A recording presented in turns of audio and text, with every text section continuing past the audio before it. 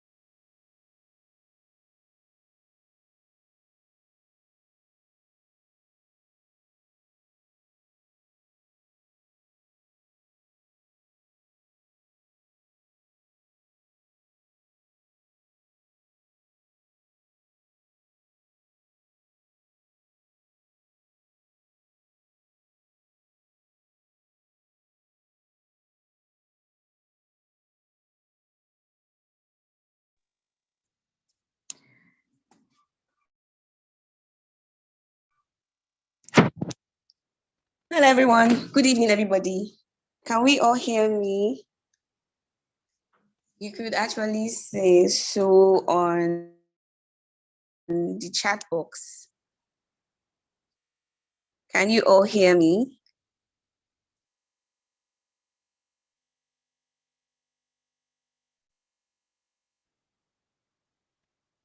Okay, we'll go straight to this right away. It's already past 5 p.m. You're welcome, guys, to the second day of our mind check, the NLS preparatory mind check. So, yesterday was really, really amazing, guys. If you were here yesterday and you're here today, you would understand. Yesterday was so amazing. It was inspiring. It was impactful. By the way, my name is Chine Ibukwe, and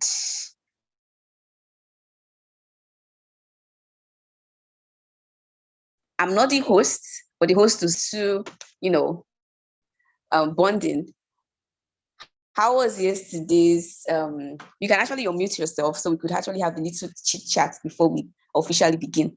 Well, we actually began, but then we would actually have to recap maybe some points that actually we actually held or are still holding on to.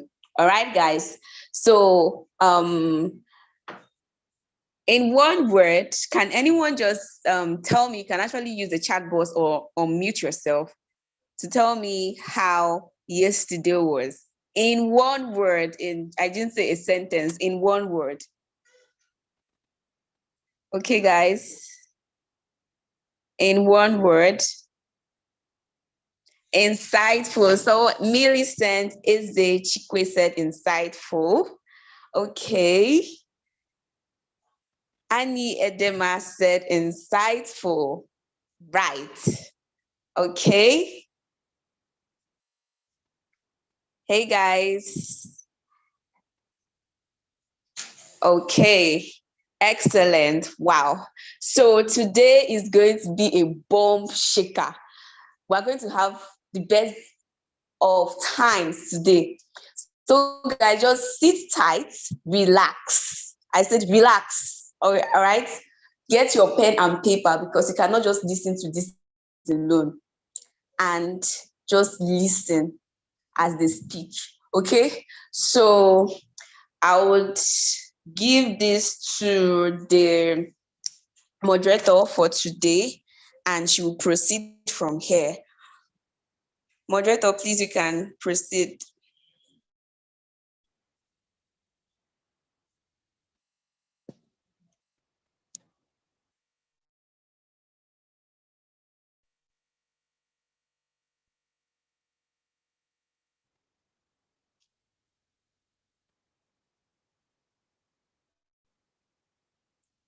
Moderator, can you hear me? Please, you can proceed.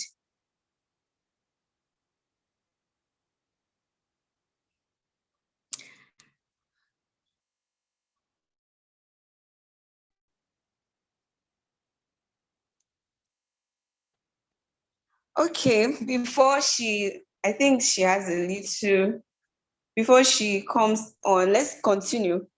Well, for me, yesterday was really insightful. Yesterday, I was just like, omo, like, God.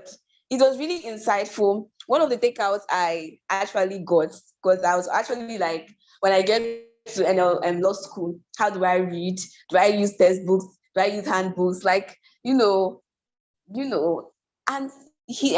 one of the speakers said that during their time, it was the COVID period, 2020 period. So they had time for textbooks, you get. So for us now, we were advised to use our handbooks to pay more attention in our classes. So we are going to use would actually use our slides and handbooks and other materials. So guys, the key word is actually reading smart, not reading so hard. Most times or sometimes hard work does not really pay. But what actually pays is the smart work. Being smart is doing what you need to do, what you should do, the spice and the creativity to get what you want. So, without much ado, we would go into it, guys. We'll go into this. Okay.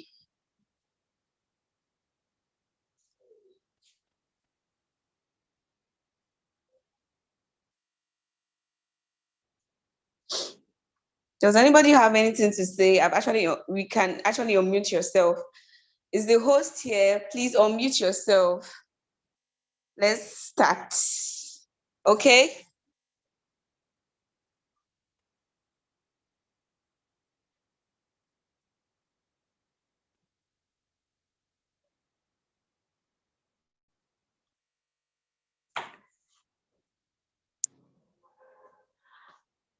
Okay, guys, we'll just go into that. Before we go into this program for today, we're going to say a short prayer because we cannot gain understanding on our own. We cannot do anything on our own. So we're going to commit this section to the hands of God. Whether you're a Christian or not, we are praying to God, okay? So in Jesus' name, in the mighty name of Jesus, Father, Lord, we thank and bless you for today. We glorify and magnify your holy name. Thank you for the success of this meeting. Thank you because you're God all by yourself. Thank you for understanding. Thank you for clarity. Thank you because we've actually conquered the Nigerian law school. Thank you because your glory will always be with us. Thank you, Jesus. In the mighty name we've prayed. In Jesus' name we've prayed. Amen. Okay. Okay, guys. Okay, guys. We would now move on to welcoming the moderator for today.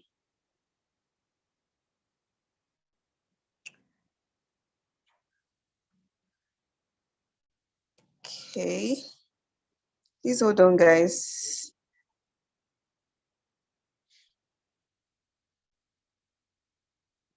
Okay, guys, so we just have to do this right now. So I've actually made a little introduction and we already know what we're here for and what we stand to gain. From yesterday, we actually did gain a lot. And today is going to be a power-packed section. The bottom of the soup is actually the sweetest part of the soup. So today is the bottom part of this section. So guys, take today seriously. Ask your questions. Don't be ashamed to ask questions. Open your mouth. A closed mouth is a closed destiny. Open your mouth, ask questions. Look out for, ask questions about the strategy you wish to employ while at law school and how you can actually go about it. It's okay to steal strategies, but make sure you know yourself. So today is the D-Day, and today you just don't have any excuse than to just, be into this and be into it. So without wasting much time,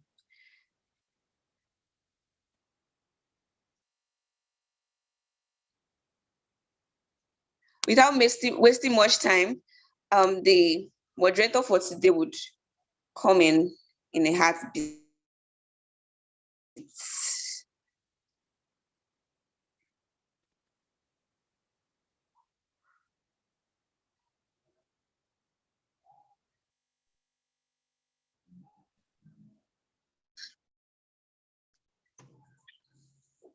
Over to you.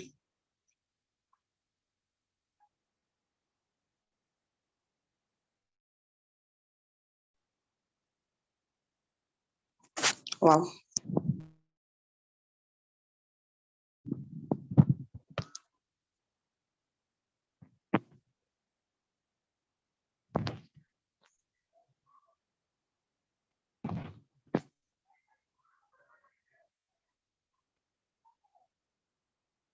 Onyeka Shola, please unmute yourself. Let's start up this.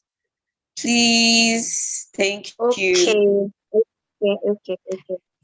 Hi, everyone. Good evening. Hello, everyone. Can you see me, please? I like to hear feedback. Can you guys see me? Can you hear me? We can't see you. Yeah, we can see you and we can hear you. Okay, so I think it was just a bit of technical issues, let me just put it as that, because I wasn't able to unmute myself. So while you kept saying over to the moderator, you kept saying the host is not allowing participants on mute. So but we're on to the second day already of today's preparatory bootcamp, and I hope we're excited. We have about 41 people starting with us today, and I mean, that's quite impressive from yesterday's 24 people, I remember. So 24 people started with us yesterday, but we ended with about 45 people. So today at 5:13 there about now, we're having like about 41 people start with us. And I think that means we did something right yesterday for everyone to be on time today. So most of the part has already been done, the opening prayers, as well as some feedback from some of us who attended yesterday's one. I heard some people saying insightful, people saying excellent, and it was indeed a great time. And I hope today you guys are around with your writing materials. Please you cannot say everything in your head, because the kind of information that people are dishing out is not just, it's not ordinary. You're about to use it for the next 9 months of your life, which is basically a really huge defining moment. So I hope you're taking, note of certain things that you need to note down. So now we'll be going straight to, so as not to take any of our time, we're going straight into one of our speakers. We'll have them, go now. Our first speaker's name is Omowonuola Adekambi. I don't know if I'm getting the pronunciation of her name. So I'm going to read first of all her profile, just like we did yesterday. And I just want you guys to stay with me. Please, are you still here? Can you hear me? Hello, yes, everyone. We can hear you. All right then. So I'm going to read a profile. I'm only getting a feedback from one person. Where is every other person? Are these audio people? 44 people on the call, no other feedback. I know Annie Edema is one of our feedback people. Annie, can you hear me?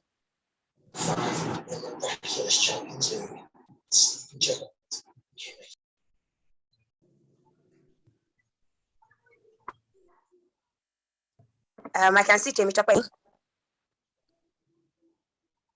Okay, so I'm not getting any other feedback. I'm not upset though. I'll continue with the profile now. Omowonuola Adekambi, lover of God. All right, thank you so much, guys. Thank you. So I'll just like you guys to pay attention, even as I go over the profile of Omowonuola. So Omowonuola Adekambi, a lover of God, is an associate in the finance practice group at Templars with specific interest in capital market, project finance, and intellectual property law. She obtained her LLB from Babcock University, where she finished as the overall best student in the Faculty of Law and won several awards, including the School Day Award for the overall best student in the Faculty of Law, the late Professor Zach Olomojobi's Award for the best student in criminal law, and Emeritus Professor Agbede's Prize for the best student in conflict of laws, amongst others. She achieved a similar feat at the Nigerian Law School, and coincidentally, just like the mentor, she finished as the 7th best student from the Nigerian Law School. She's an associate of the Chartered Institute of Arbitrators, as well as the Institute of Chartered Secretaries and Administrators of Nigeria. She enjoys teaching. She enjoys teaching and is constantly seeking opportunities to share knowledge with others. And so, guys, I would like everyone to welcome right now Omowonuola as she takes the stage. Hi, guys. Good evening. I don't know if you can see and hear me. Please let me know if you can see. Okay. Thank you for responding. Thank you so much for this opportunity. It is really a privilege and an honor to be able to speak to prospective students of the Nigerian Law School and sort of share my own experience, and hope that my experiences will be able to guide you through and you can pick one or two things, because at the end of the day, there's no one size fits all that is applicable to everybody. So I'm hoping that the little I'm able to share with you today will be of immense benefit to you.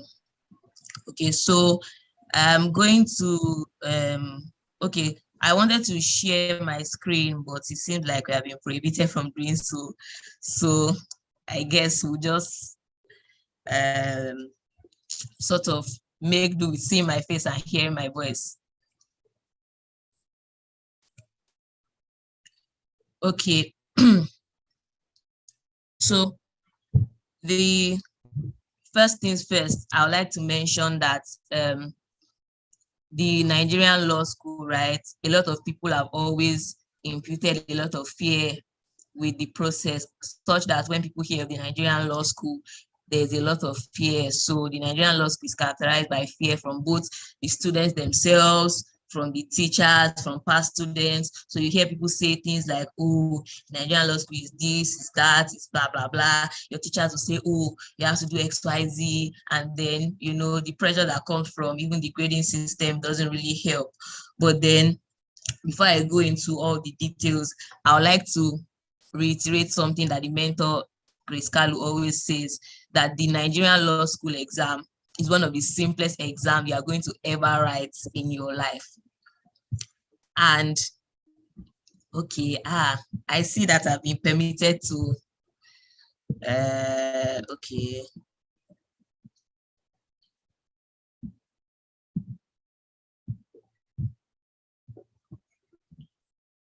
Okay, please let me know if you can see my screen.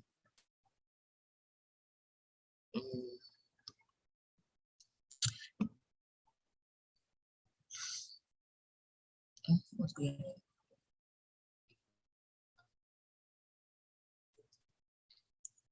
on? Okay, so I said that the Nigerian law school is often characterized by a lot of fear, pressure, and all these things. And, you know, but one thing I want us to always remember, which the mentor always says, is that the Nigerian law school exam is one of the simplest exams that you would ever write. And, you know, as long as you've written an exam before and you have passed the exam, the Nigerian law school exams are definitely going to be easy for you to write, pass, and even excel.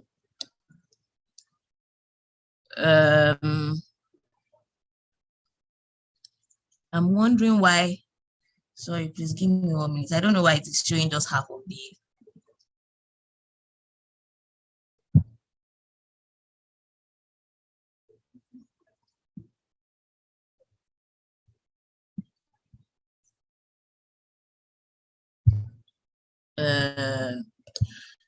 Okay.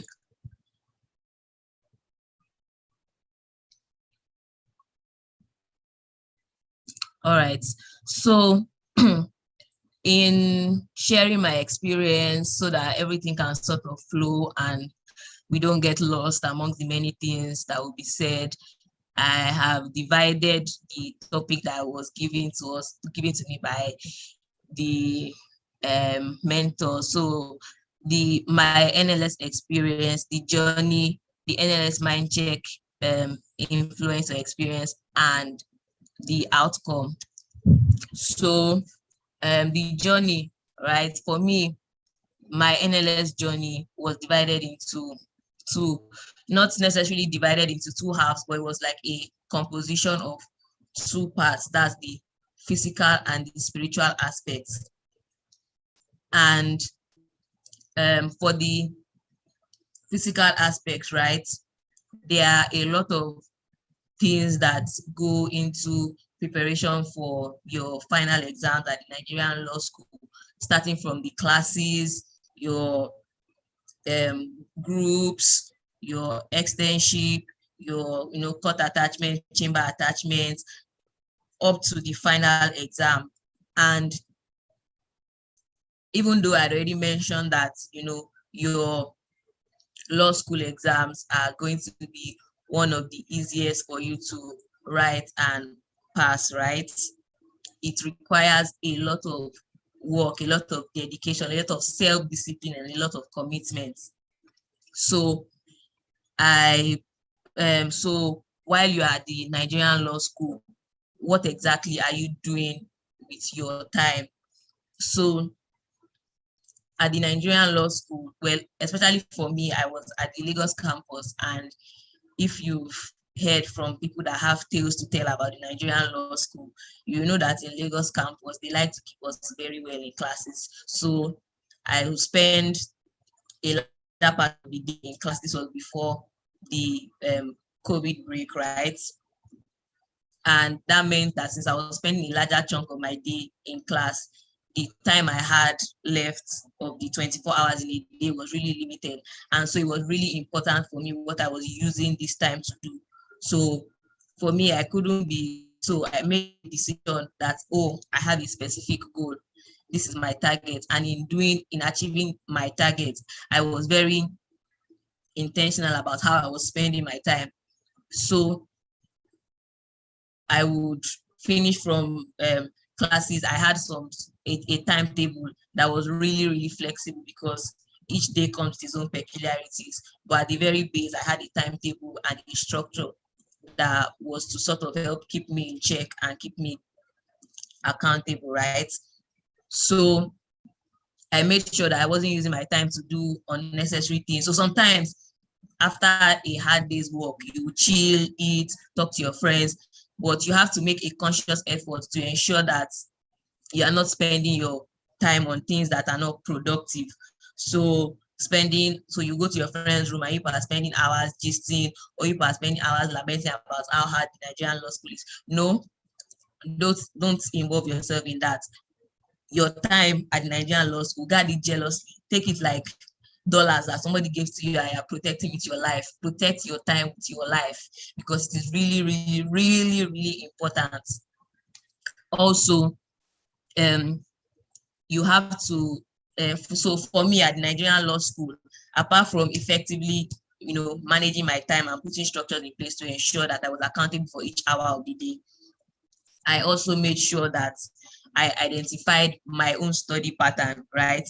So we all have different study patterns. I know that some people prefer to read at night, some people rather read during the day, some people rather read for long hours, some people read for short hours and take intermittent breaks, right? So what I did was to ensure that I identified my own reading or study pattern. And for me, I realized that I could read for long hours at a stretch, but it has to be during the day and when I'm well rested.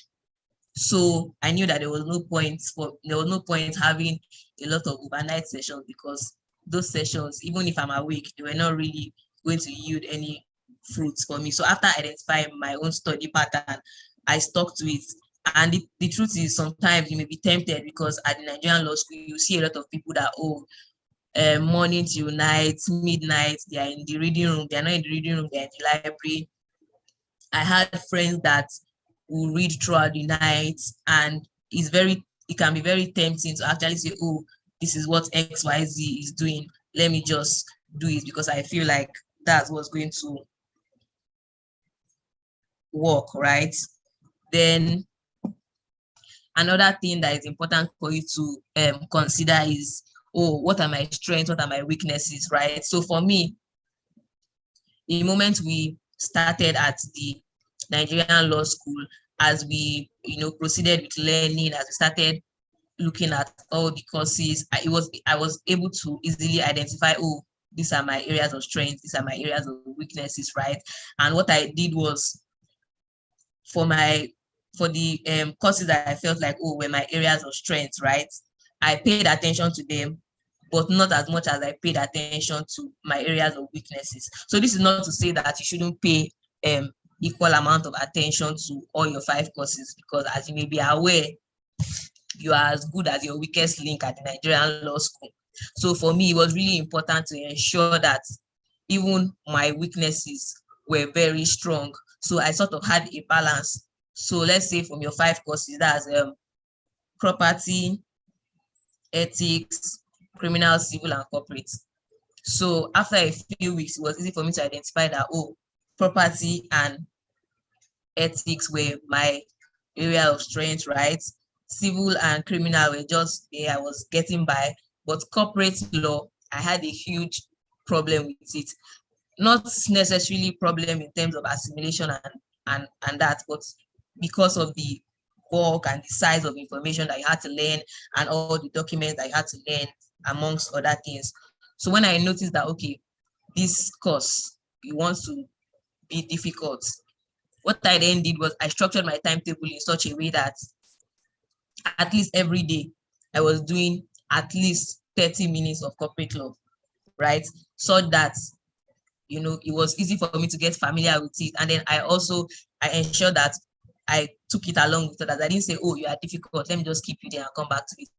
No, every time my schedule says it's time to read corporate law, whether I like it or not, whether this is entering or not, whether my life is on the line, I'll sit down there and ensure. And I noticed that, you know, in doing that, it was difficult to just push it aside because I was making a conscious effort to ensure that these my weaknesses, they are actually as strong as what I think my strengths are. Also, I think that it is important to watch out for the kind of company that you keep at the Nigerian law school, because the Nigerian law school journey is not exactly a journey that you can take solo. You can't fly solo. You can't take it on your own, apart from the help of the Holy Spirit, right? That is our advantage as believers. You also require human beings, right? You require human beings to keep you motivated. So the kind of company that you keep is really important. Are you walking around with people that say, this Nigerian law school is so hard, I will not study? Are you walking around with people that don't go to classes on time? Are you walking around with people that when they give you your pre-reading task, they don't go ahead to do so? So for me at Nigerian law school, I was very jealous about the kind of company I kept, and I was very intentional. So majority of those I worked with at the Nigerian law school where people I had known during my undergraduate degree, and a few people that I met at the law school that I could tell, okay, we had goals that were aligned and we're heading in the same direction. So I had a group of 5 friends that every time we had our reading task at the Nigerian law school, we would share the questions amongst ourselves ahead of time. And then every night from like 9 to 10, we come together and everybody discusses their own. If you have questions, you ask clarification, and that way it sort of kept each person on their toes and kept each person accountable, because you knew that you couldn't come to the meeting and say, I don't know. What do you mean by you don't know? So it was like a form of, it kept each person accountable, such that you knew that, oh, if I'm slacking or if I'm not doing what I'm supposed to do, I have ABC person to drag my ears and say, oh, what's up, how far with your goals? And then we made sure that, the 5 of us, everybody knew each other's goal and we're all helping each other work towards that goal. And then if we noticed that there was one person that was not particularly taking the right steps towards achieving their goal, we ensure that, you pull this person and carry this person along. Also, while it's good to study, read, go through all the pages of your textbook, listen hard in class, also remember that it is good to rest, because without your physical strength, you can't write the exam. And if you fall sick, Nigerian law school doesn't really care. So whilst you are putting in all the hard work, doing all that is required of you, it is really, really important, right, that you give yourself rest. There were days when I felt like, oh, maybe on Saturday I had read for maybe 12 out of the 24 hours. and I just needed a break, I would just go somewhere, go and buy myself the things that make me happy. So for me, ice cream used to make me happy. So when I get stressed at the law school and I just want to rest and just take some time off, I would just go and buy ice cream from somewhere, sit down and be happy. Sometimes I would take the ice cream. When I'm done, I will go to sleep, wake up, I'll have strength, be charged, ready to go get at it and on another day, right? So it is really, really important that whilst you are working hard, remember that the body needs adequate rest, because imagine how you feel if you work hard throughout your 9 months and then you're not able to take the exam because you don't take adequate care of your health. So before I move to the spiritual aspect of the journey, right, I think I'll just mention a few things here and there. That it is important for you to know that at the Nigerian law school, you have to start your reading immediately. There's no gate crashing. There's no, oh, I will wait till 1 month till exam, because then that's when you get overwhelmed. We are all aware that it's little, if you are trying to fill up your bucket and you leave it little drops, little drops, little drops. By the time you come back after a long time, you see that this bucket has gotten filled up with water, right? So it is those little steps, little efforts, little topics that you read every day that will end up becoming the amount of information that you have towards the exam. So whatever it is, I will beg you that you should please start from the very first day, even for a topic as little as introduction to criminal litigation, introduction to civil litigation. Take them seriously, study them, start studying from the very first day. If you have identified your study pattern, stick to it, but don't be too rigid because of the peculiarities that may come from Nigerian law school, right? Be flexible enough, but still have a structure such that it keeps you disciplined. And then ensure that you don't keep your past questions till you feel like, oh, you've read everything, because people always run into the mistake of saying, oh, when I'm done reading all my 20 topics across the 5 courses, then I will now sit down with my past question. No, what the past question does for you is it opens your eyes, your eyes into the mind of the examiner, so that when you are reading smartly. So you can tell, oh, this is how my examiner is thinking. And then when you are reading, you're saying, oh, okay, I can now understand you. So that sort of thing. Also, I think that another thing that really, really helped me with keeping abreast with the many topics that we have had to learn, because I won't lie to you, there's actually a lot to read, right? One thing that really kept me abreast was my so whenever I have a particular topic, right? So take for example, we have these 5 courses. If on Monday, yes, I'm to read criminal litigation, and my topic for today is arrest, I will read arrest, right? I know it, I'm so happy with myself. And then next week, Monday, I'm also going to criminal litigation. Bear in mind that before that next Monday, I've also been reading other things. I've been attending classes. So it's possible for arrest to quickly shift somewhere at the back of my brain. So what I do is, for like 5-10 minutes before I start reading the next topic, maybe searches on that Monday, I quickly go to my arrest and, okay, this is what I learned in arrest, go through it, and then I move on. So that way, the information is constantly at the back of your mind, right? What this means is that when you start, it is not 2 topics, 3 topics, but it means that you have to, what this means that as the weeks go by, you have to be disciplined, you have to probably spend more time studying. And then at the end of the day, you even discover that, oh, after a while, there are some topics that you know that, okay, so if I've been revising arrest every week for like 6-7 weeks, after a while, I know that, oh, I can drop arrest and, continue. Not that I drop it completely. I don't need to keep reading it every time I pick up my book. I don't know if you get what I'm saying. Also, so now to the spiritual aspects. I don't know if everybody on the call is a Christian, but I am a child of God. And as a believer, I know that many times a lot of things are first of all settled in the place of prayer. many things are settled in the spirit before they are even settled in the physical. So for me, it was really, really important for me to lay hold of my authority and take charge of the authority that I have as a believer.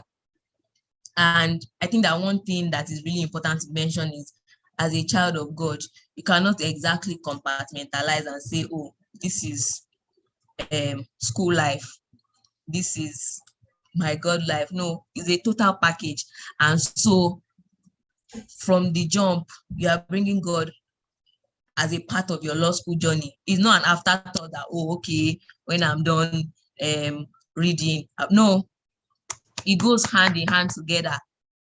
You bring him in. There are a lot of things that at the Nigerian law school, I knew that these things could only have been settled in the place of prayer. These things could not have been settled physically. These are things that could only have been settled spiritually. When our law school results came out, right, and I was going to share my testimony with as much of my friends as I wanted to, one thing that was constant for me in sharing the testimony was how I could evidently see the hand of God. And the thing is, we all know that God is not going to force his will on us. So it's your responsibility to invite him. Me, I made sure that I invited him. We took that journey together. Many times I will be trying to read and I cannot remember. I will go back to him and say, God, I have the mind of Christ that is in me. I have the spirit of excellence. The spirit of excellence that was with Daniel is with me. And so I will excel, whether the devil likes it or not.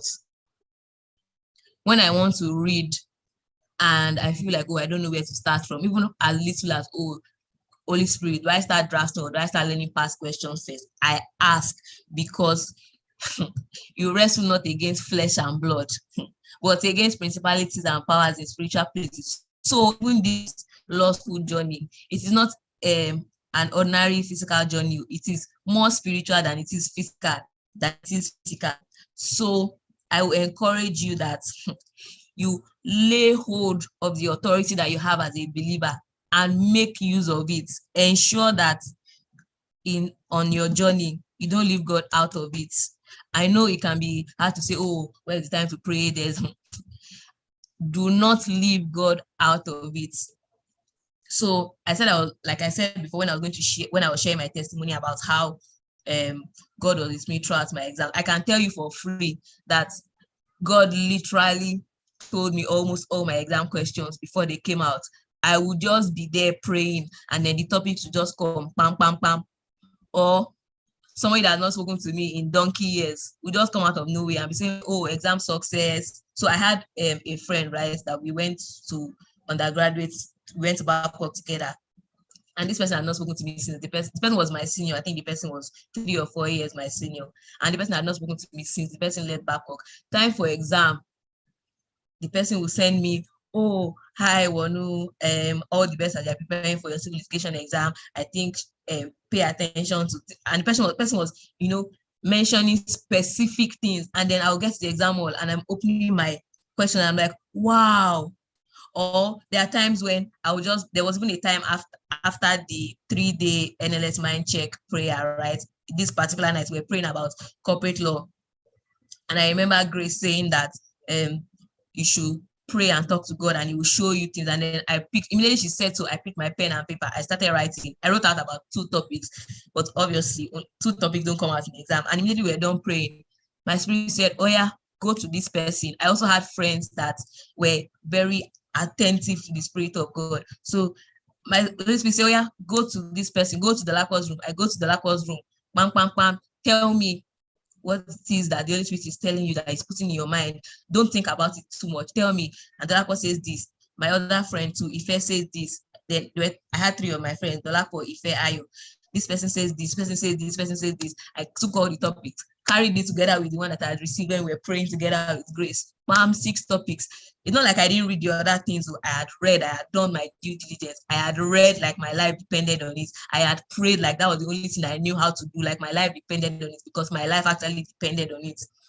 and I will get to the exam hall and I'll see pam, pam, pam, pam, pam.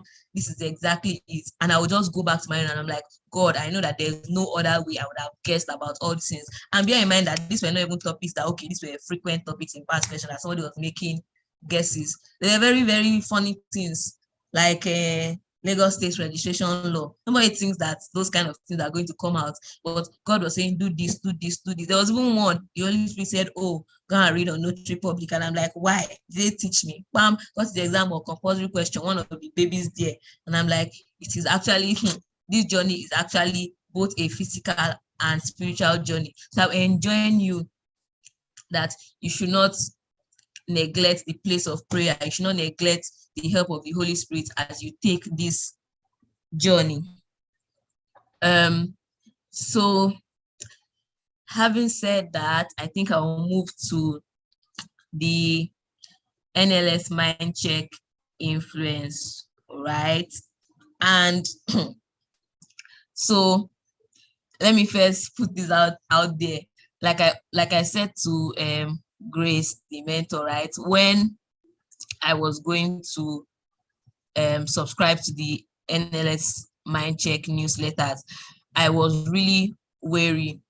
I was having second thoughts about it. Why? Because I knew that at the Nigerian law school, a lot of information was flying around, and I just really wanted to be careful of the kind of information that I was getting.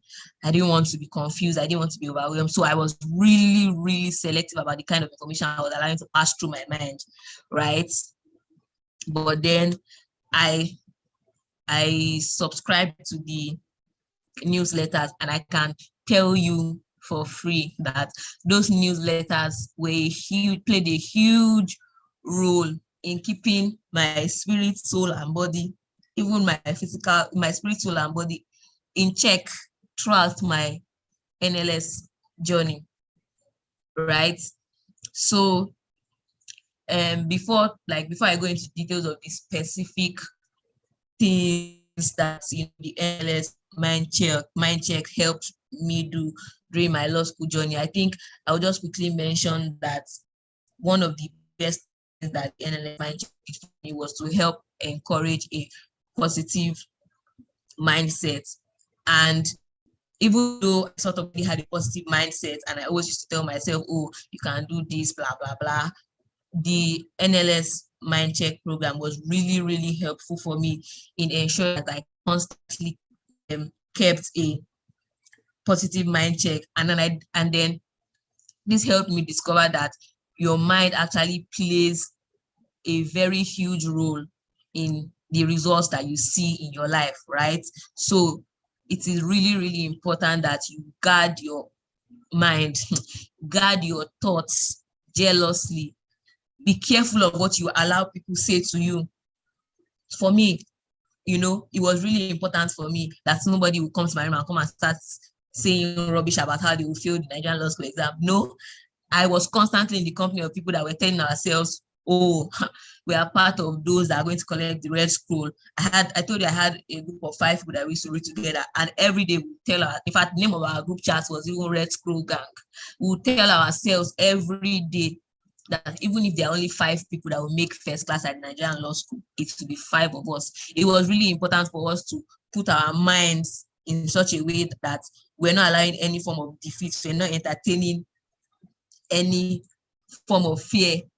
So, and because we already had our minds, we had such positive mindsets, we were constantly giving ourselves positive affirmations. Because we had that kind of mindset, it was easy to work towards actualizing it. So how if you already know that, oh, this thing I'm doing is going to yield fruits, you are going to be more encouraged, pushed to work towards that thing. So because in our heads, we already had the certificate. So that one at Nigerian law school, will just come and give us what we already know is our own.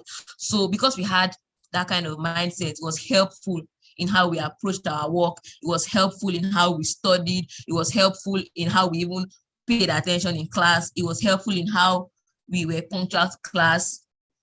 It was helpful in how we attended all the classes. For me, I knew what I I knew the goal I had set in mind, right? I knew what I wanted to achieve.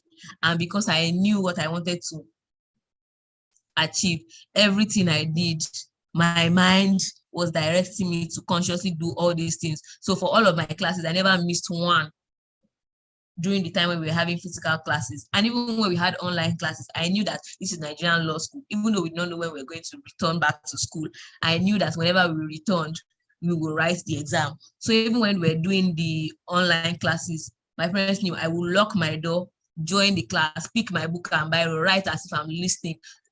If I'm not pressing my phone in physical class, then during my online class, don't call me. I'm in class as far as I'm concerned, and I'm doing it diligently. And I think it was really easy to do all that because my mind already knew, oh, this is XYZ, and every other thing, my actions were in line with the kind of thoughts that I had in my mind already. So it is really important to ask yourself, what are the things that are feeding your thoughts? Are you listening to people that are constantly saying, this Nigerian law school is hard, blah, blah, blah, blah, blah, blah, or are you listening to people that constantly affirm you and reassure you of the fact that success and excellence are your portion? And like I said, it is sometimes the work can be overwhelming, right? But as a child of God, when all those funny looking thoughts come to your mind, take those thoughts, capture them, and bring them in submission, bring them in obedience to the will of God and all that God has said to you. For me, before I went to Nigerian law school, God had already told me, this is XYZ. You are going to finish with a first class. So every time I read and I don't remember, and I have one funny devil whispering in my ears and saying, ha, ha, ha, ordinary sections of karma, you cannot remember. How do you think you're going to pass through Nigerian law school? I take such thoughts and bring them into subjection to the word of God, and I tell myself, the word of God says to me that I have an excellent spirit. The word of God says to me that I have wisdom. God has not given me the spirit of fear.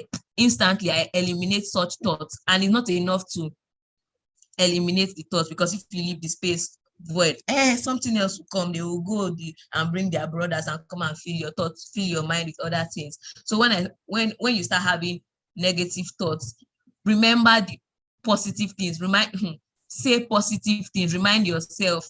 I said that I had a book where when I start thinking of anything fun, I go and start writing all the positive things that God has said to me. I write down all the positive things that I know that I will see. So I will tell myself, oh, Nola Diana, you are a smart girl. You have the mind of Christ. The mind of Christ dwells in you. And so corporate law will not give you a headache. You will understand corporate law. You will remember your sections.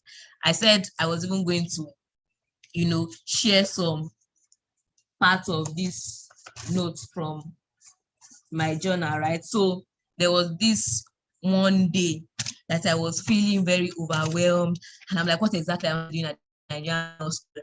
The devil was there telling me funny things that I don't even want to remember. And I picked my pen and I told myself, dear one, do not be discouraged or afraid of the journey ahead of you. You are a conqueror in Christ and more than capable to excel beyond your expectations at the Nigerian law school. You do not give into panic. You do not fret. You are capable. You will finish with a first class at the Nigerian law school. You have the mind of Christ, and so you will excel. You are created in the image of God, and God is not a failure, so you will surely excel. You will reflect Christ in your studies. I am constantly rooting for you. These were the kind of things that I was always saying to myself. So there was no way.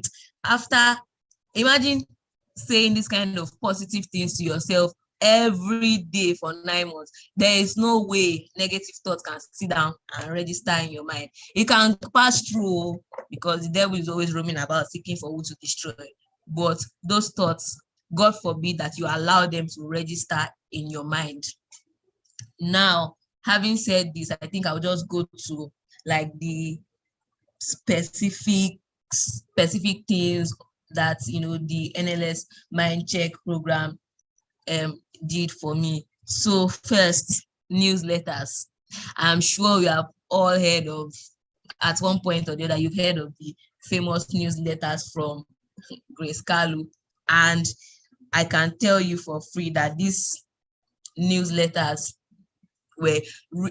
they were a huge part of my Nigerian law school journey. So these letters used to come once every week for the 20 weeks, right? And even in studying, the newsletters helped clarify and break things down for me. So the newsletters were there to, help oh, how do I effectively use past questions? How do I learn my cases? Help, I can't remember my cases. And, they were so timely, and you could tell that these letters were from someone that is passionate about your success, and the person is writing from their own experience and trying to ensure that, you do better. You could tell that this is the newsletters came from somebody's heart that is passionate about you, and they were so timely and detailed. No missing of words.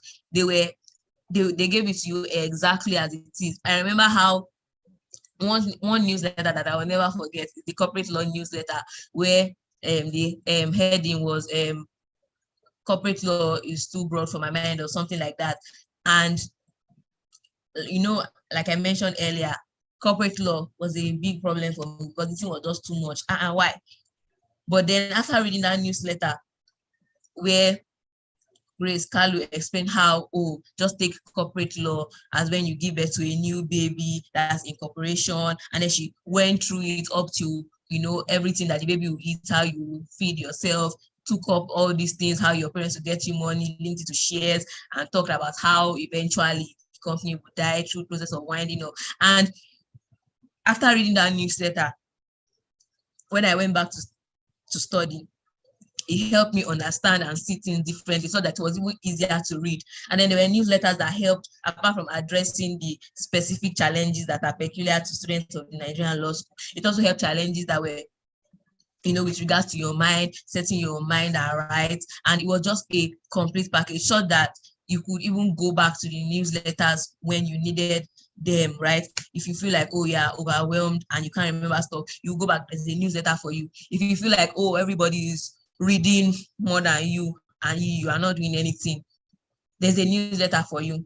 But this is for somebody that has actually been putting in the work, not you that you have been going about all the clubs in Lagos. You don't even go to class. I want to be a baller, not a mechanic. No, it's for you that, sincerely, you have been doing your best, you have been putting in your all, and somehow, it feels like, you're overwhelmed. There's a newsletter for you. Is it you that doesn't know how to go through your past question, or you don't know when is the right time to do so? There's a newsletter for you. Just try to create any challenge in your head that you think a student of Nigerian law school will be going through. Grace Kalu was waiting for you patiently with a newsletter. And it was just really helpful for me that there was somebody actually taking the journey with me. It felt like there was somebody literally holding my hands and walking and taking the journey with me, even though she was not, physically at Nigerian law school with me. And then another thing that was really, really helpful for me that the NLM Mind did, to share success stories. So Grace would share interviews of people that finished from Nigerian law school with a first class, and on days when I'm feeling like, oh my God, do I have half head, I go and read those things and fill my mind with positive thoughts. I tell myself, at some point I wrote down their names, so I'll start telling myself, if Kemi Alofe can do this, I can do this. If Maya Abiru can do this, I can do this. I will write out all their names and be telling myself that I can do this. This person is a human being like me with one head roaming about the face of the earth. Talk more of me that has my one head and now have the Holy Spirit living on my inside. So I will read the stories I'm telling myself. Sometimes I will even replace, as I'm reading the interview, I will replace their names with my own name. I'm telling myself that, I'm going to tell my story. So reading those stories served as some form of encouragement. It was easy for me to, fill my mind with a lot of positive thoughts, because I could see people that had done it before, and it was really, really easy for me to believe that I could replicate the same testimony. And then lastly, I think that another thing that really, really stood out for me was the fact that we will pray together. And like I mentioned before, I don't take my spiritual journey lightly. So it was really, really like helpful for me that there was somebody that was willing to not just tell you, oh, this is XYZ. There was somebody to actually pray with me, pray for me. And let me tell you one thing you would discover from the NLS mind check is that Grace is actually so passionate and invested in your success that she will spend time praying for you. People have adulthood that they are dealing with. People have challenges, family challenges that they are dealing with. Grace will carry you. Let me tell you, you are part of her own challenge. You are sitting like this on her head, and she will pray for you, carry your matter on her head. So for me, it was really helpful that there was a family that I could pray with, that there was somebody I knew that was praying for me. And if you recall, right, I mentioned that one time we had our 3-day prayer, and it was during this prayer that I received specific instructions for my corporate law exam. Now, apart from instructions like read this, don't read this, there was also another one where we're praying, and then she gave a specific instruction about how, oh, don't speak to anybody in the exam hall today. Okay, I have 5 more minutes. All right. And she gave instructions like, oh, don't speak to anybody in the exam hall. And she now gave an example of, oh, something as little as borrow me your biro. When she said it in my head, I laughed. I'm like, only for me to get to the exam hall. And the babe that used to sit beside me, immediately she came to the exam hall, the first thing she said was, please give me your biro. And immediately my mind just screamed, get thee behind me, Satan. Because somebody was already there to give me like some sort of spiritual guidance. Seeing as my time is probably already up, I think I would just like to close with this. The Nigerian law school exams are not difficult. They are probably one of the easiest exams you ever write in your life. You've been passing exams before, so this is not going to be any different. You will excel. Believe and trust that you will excel. And I'm sure that I'll be waiting to hear your testimonies. I'll be waiting to get feedback. I'll be waiting to welcome you into the Nigerian bar. Don't be afraid. Don't entertain fear. Don't fret. You've got this, and I'm always rooting for you. Yay! Time up. I think I've exhausted my time.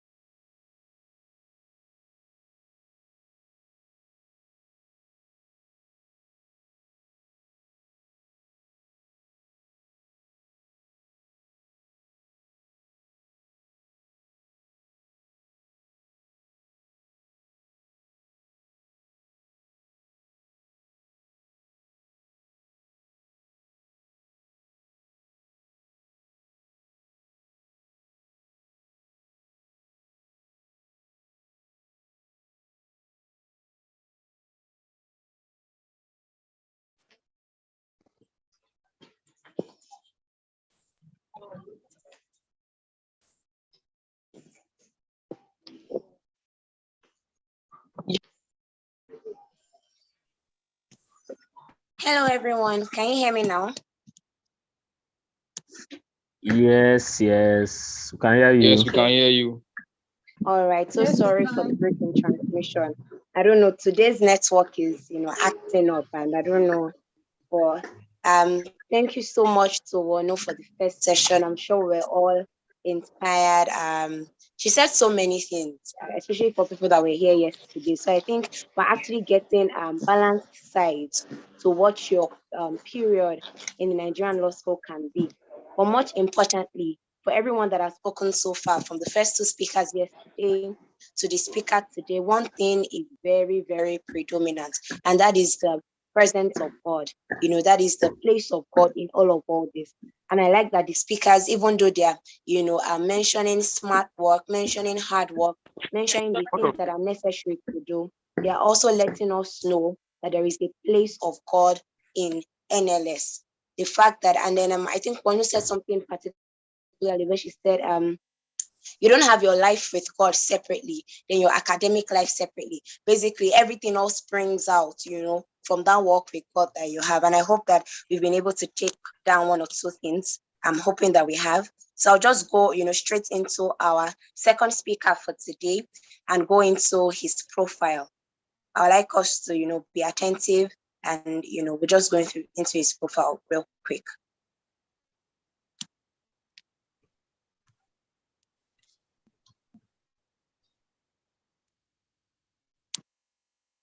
So today, the second person that is speaking to us, his name is Gideon Edem. Gideon Edem. So I'll go through his profile, and as I said, I'd like us to be attentive. From even the profile, I'm sure we always get inspired. So, here we go. Gideon Edem is a lawyer based in Lagos. He practices corporate commercial law as an associate with a law firm called Usoro & Co. He graduated top 7.5% of the law school class of 2020 from the Nigerian Law School after completing his vocational legal education at the Nigerian Law School Bagauda, Kano. As a result of his selfless commitment to create and add value, Gideon serves as the project manager of Law Stand Aid, a non-profit providing support for law students with disabilities, the vice president of the African Youth Policy Council, and head of assembly of the Mission Progressive Movement. When not discussing law, Gideon focuses on conversations surrounding leadership, personality development, and policy analysis. And so, will everyone welcome with me Gideon Edem as he takes the stage now.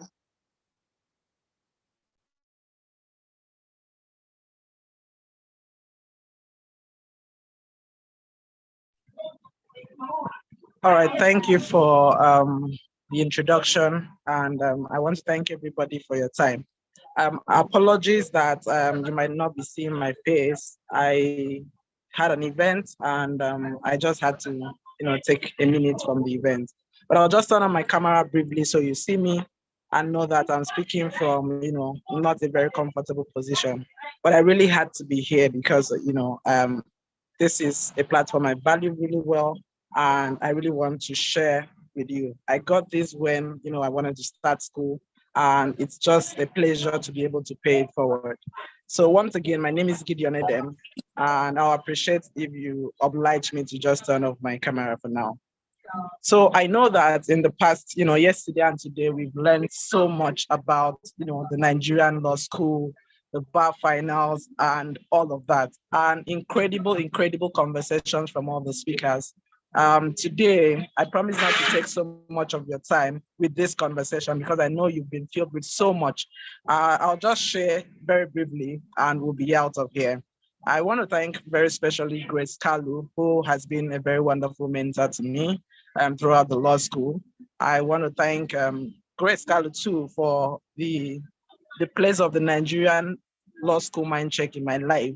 Law school was, a very tricky journey, and I really needed that balance.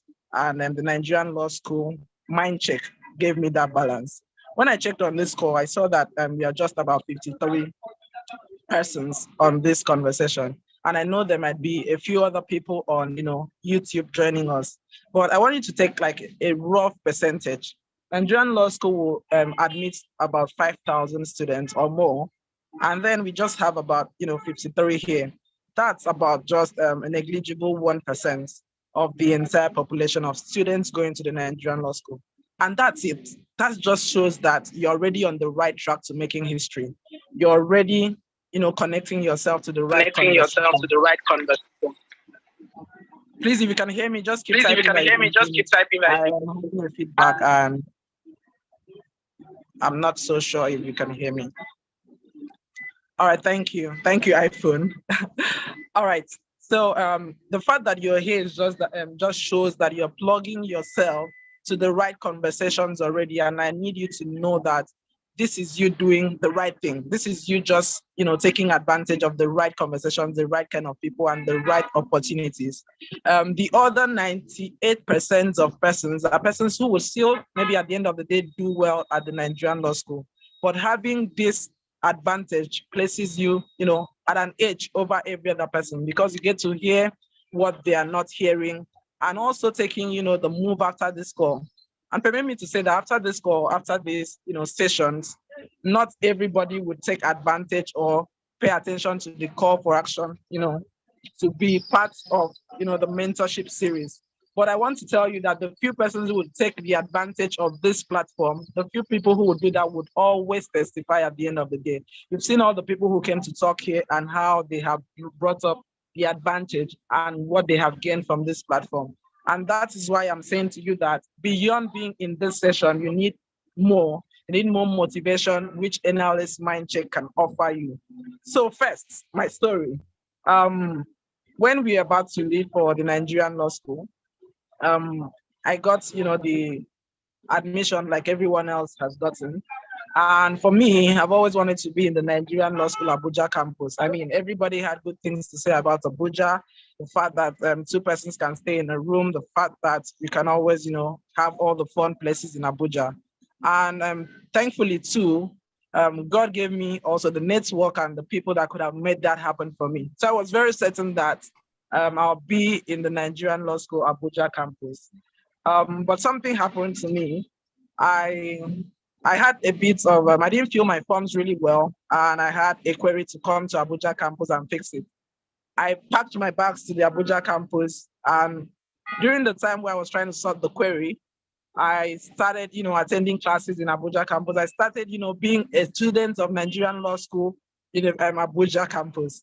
And I think God was just there laughing at me and saying, you don't know what's going on. So after a lot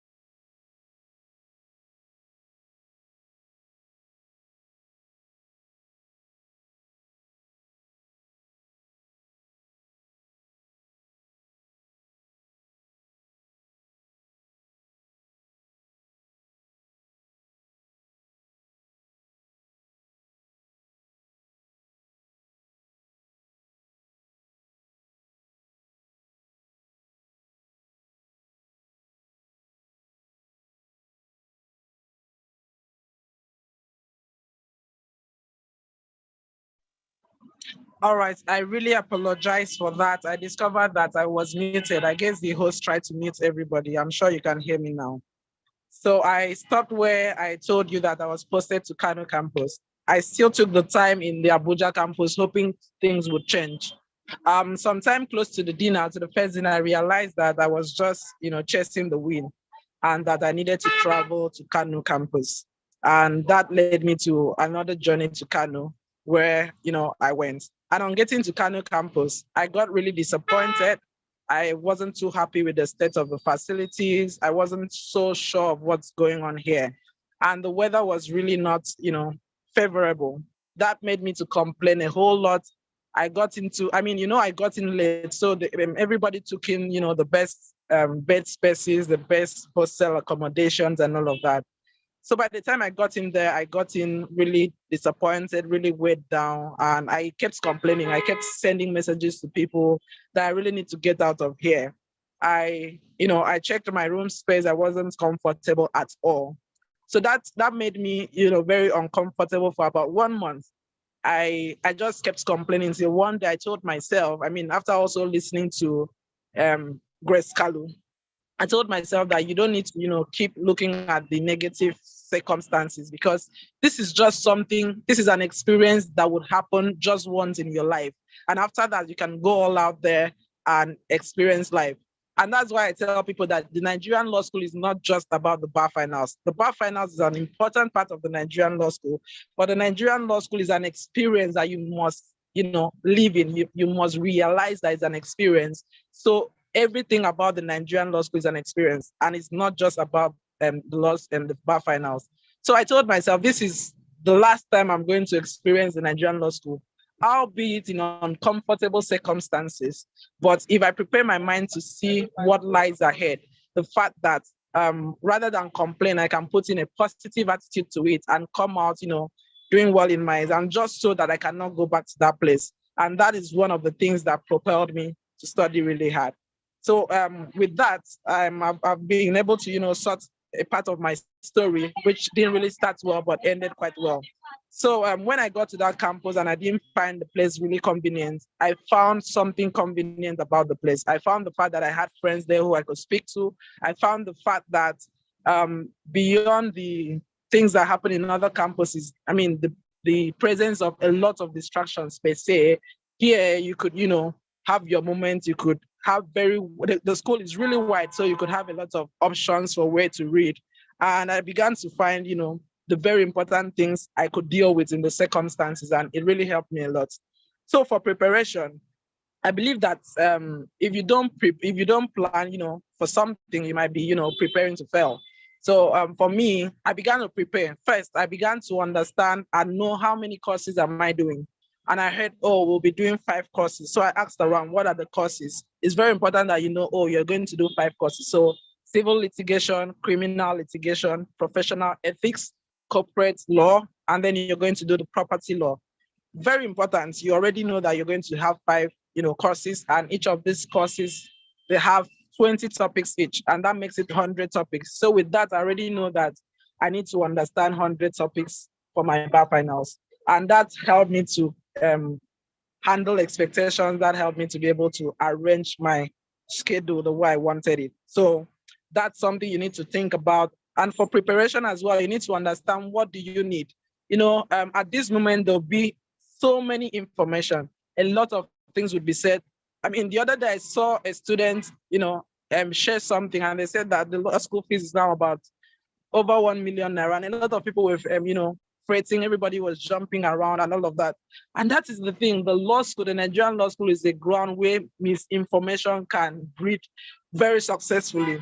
So it's very important that you understand the source of information, you understand the things you react to, and you understand where this information is coming from. Just so you don't get a material you don't have to get, just so you don't get, a bar final preparatory question that you're not even supposed to be preparing for. So it's very important that you understand and know the source of your information. So before going to the Nigerian law school, check out the sources of information you'll be getting.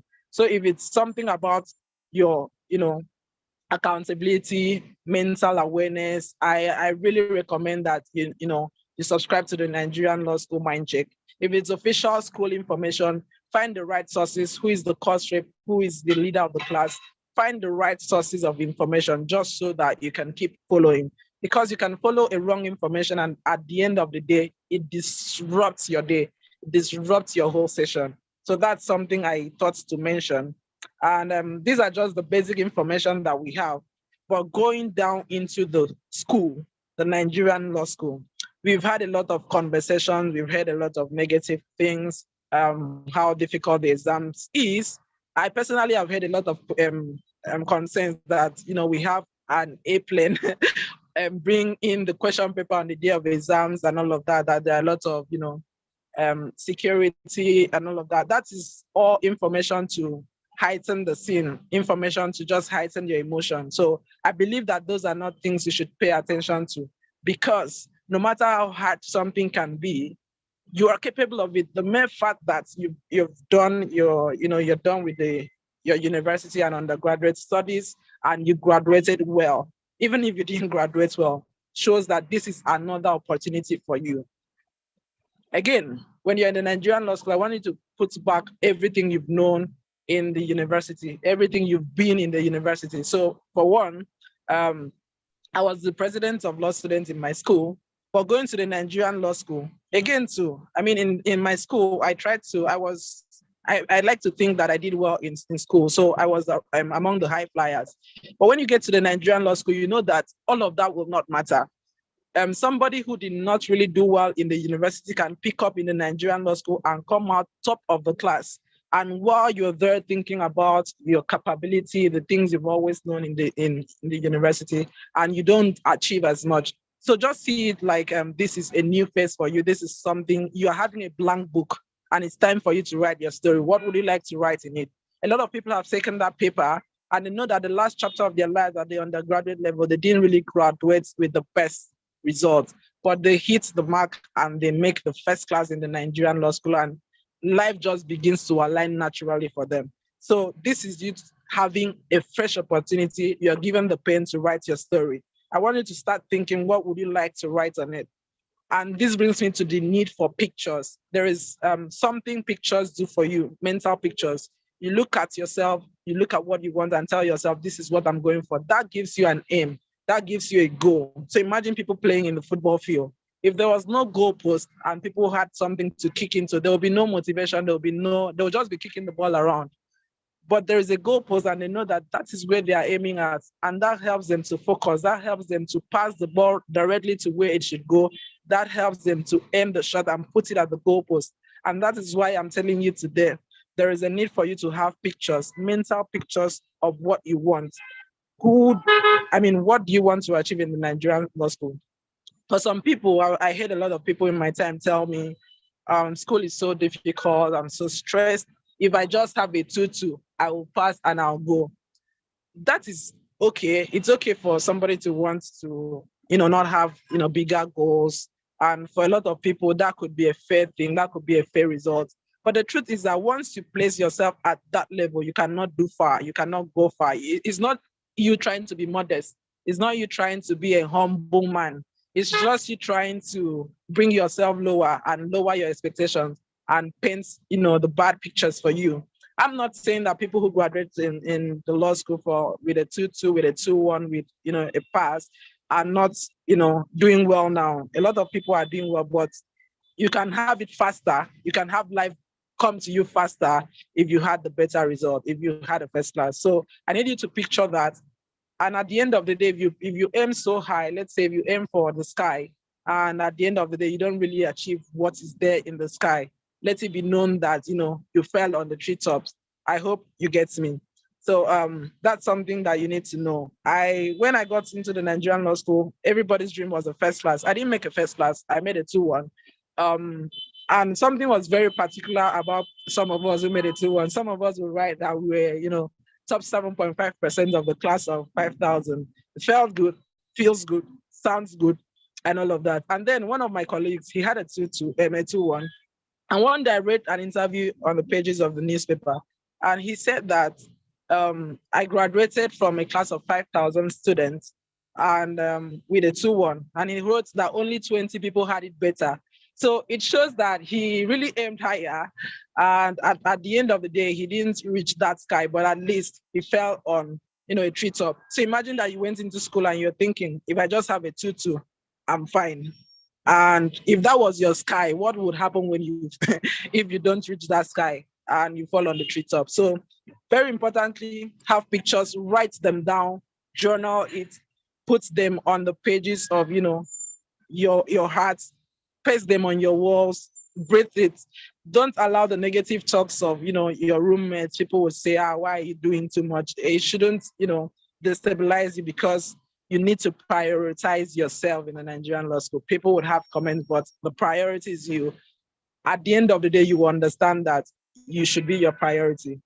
So that is me talking about the goals. And when you have the goals, there's a need for focus. So I said that you should not be driven by everything. You shouldn't be driven by every information you receive. Focus, know the right sources, know that this is what you're aiming at, and know that, oh, my focus is that point. So what can I do to get there?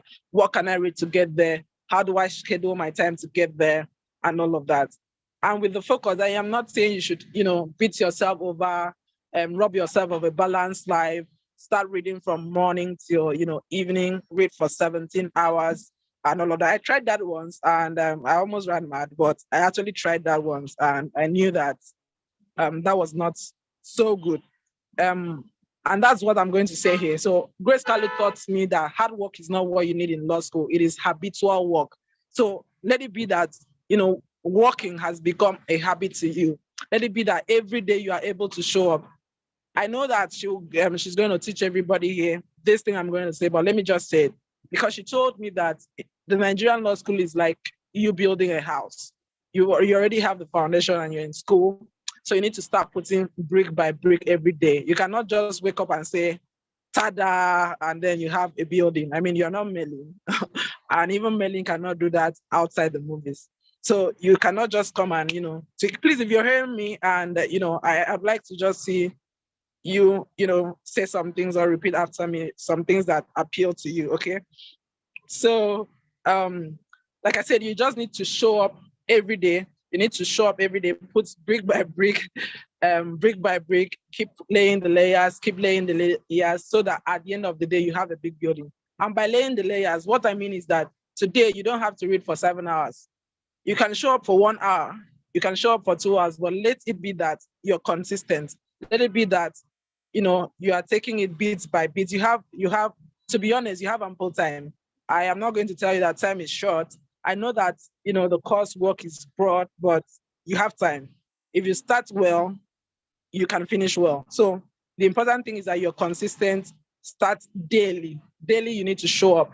If you want to read, for 30 minutes, if you want to read for 1 hour, if you want to read for 2 hours every day, don't sit one day and want to finish your course, right? Just keep showing up one day after the other, one day after the other. Imagine that you show up every day, and imagine that in 100 days, you've covered, the 100 courses. You have so much time to be able to do your MCQ, to be able to practice, the past questions and all of that. So that is something that is very, very important. Again, too, you need to understand the power of intention. The power of intention. And that is something that I want to say now. Your intentionality creates your reality. So every time you wake up, you cannot wake up and say, oh, I feel lazy. It's a lazy morning, or it's a lazy day. I mean, some people really have lazy days, but the fact that you are intentional is what will drive your mind. The fact that you are intentional is what will drive your reality. So be intentional. You're waking up, you're saying, okay, this is what time my class is. This is the time I'm going for dinner. This is the time I'm going for lunch. This is the time I'm going to read. So very importantly, have the power of intention. And something that really helps. So one thing that really affected me, and I'm not speaking from a place of strength here, because it's something I know I didn't really do well, and I want you to do better. The need for organization. So in the university, I could wake up, some days to the exams, prepare hard, go in there and pour it all out. I could do without having a workspace or a reading corner. I could do without having a to-do list. I could just, read as the urge comes. But I discovered that the Nigerian law school, you need proper organization. Proper organization, you need to set your workspace. So there's this thing that decluttering helps you do. If you have too many, notice that if you have too many, let's say, dirty clothes packed in your house, By the time you start washing them and packing them properly, you just discover that you feel lighter. The space comes, naturally peaceful for you. And that's one thing I think you should do in the Nigerian law school. The way you arrange your books on your reading table matters, to be honest. I feel like it's one of the things that inspires you to sit down. So if you keep seeing your reading table and you're like, why should I go to that place? It doesn't really help. So organize it, have a clean workspace, have a clear to-do list. This is what I'm going to do today. A lot of people are masters at this and it helps them to manage their time. This is what I'm going to do today.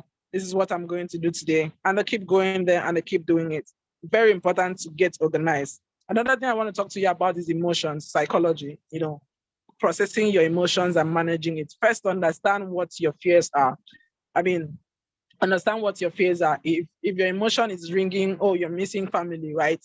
Try to find a way around it. If you have to, call your family, it's important that you do so. It's not like you're dependent on them. You don't have to starve yourself of family time, in quotes, or of the need to have a particular conversation. It doesn't mean that, if those are some of the things that fuels you, if those are some of the things that gives you the motivation, it's important that you process it and understand that you need to find out time to speak to your family, find out time to speak to somebody that just helps you feel better. Some of the time when I feel that great emotional roller coaster, I just pick up my phone, speak to someone, clear my head. If you have that kind of person, in your life, it's not every time you need to talk, academics. It's not every time you need to do serious schoolwork, but try to have moments that just lighten your space, moments that just, give you the ability to think well. And that leads me to mindfulness. So mindfulness is the ability to be present in every moment. The ability to be present in every moment. You discover that sometimes you could just be there, but you're very absent. So for a while in law school, Kano, and this was not just about me. At some point, I had to start, speaking to people, some of my friends who were in Nigerian law school, Kano, because I could stay at night and then I had a friend who called me and was like, I'm having a panic attack. I'm like, what? Why are you having a panic attack? And the person would tell me, I was trying to understand this. I'm very sure I read this and I just forgot. So I'll walk to the person and then we have a conversation. And just a very important conversation about mindfulness, being aware of your present moments, being aware of where you are, being aware of what you're doing at that time. Some people just do things, but they're not aware of themselves. I feel like you need to do some really some mindful trainings. And one of the things to be able to do that is, having to be in the right channel, having to be under the right platform. And in the Nigerian law school mind check, you know that you cannot hook. If somebody is here, just write, I cannot hook. Keep writing, I cannot hook. So if you are in the right place, having the right mindful checks, you cannot hook. And that is a very important thing to know. Again, I spoke about balance and I have to re-emphasize the need for balance. Because some people come to the Nigerian law school and they're like, I just need to read. I just need to read. I don't need to speak to anybody. I don't need to socialize. The truth is that some of the things that helped me in the exam were things I heard my roommates say. Okay, it wasn't like, I read, I studied, but sometimes it just helped me to, to hear that, somebody had this perspective. It wasn't going to change my perspective about it, but at least I was able to have a bit of balance. I would go to chapel, I would play football on Saturdays, I would go do exercise when I have to do it, and I'll read when I have to read it. And sometimes after those moments, we have conversations and you could hear something that you might not have seen in that perspective. And then that's you creating the balance. For a lot of people, Grace Carlo, I know she was still class one, vice president in the Nigerian law school, handling all of that and still emerging.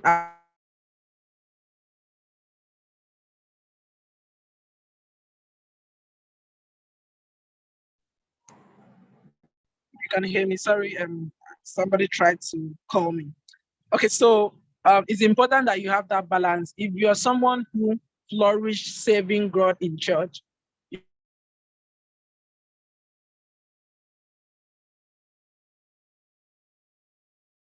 you can go to school and then decide not to. Okay, and it also does not mean that you need to forget about your academics. It's just you trying to find the balance.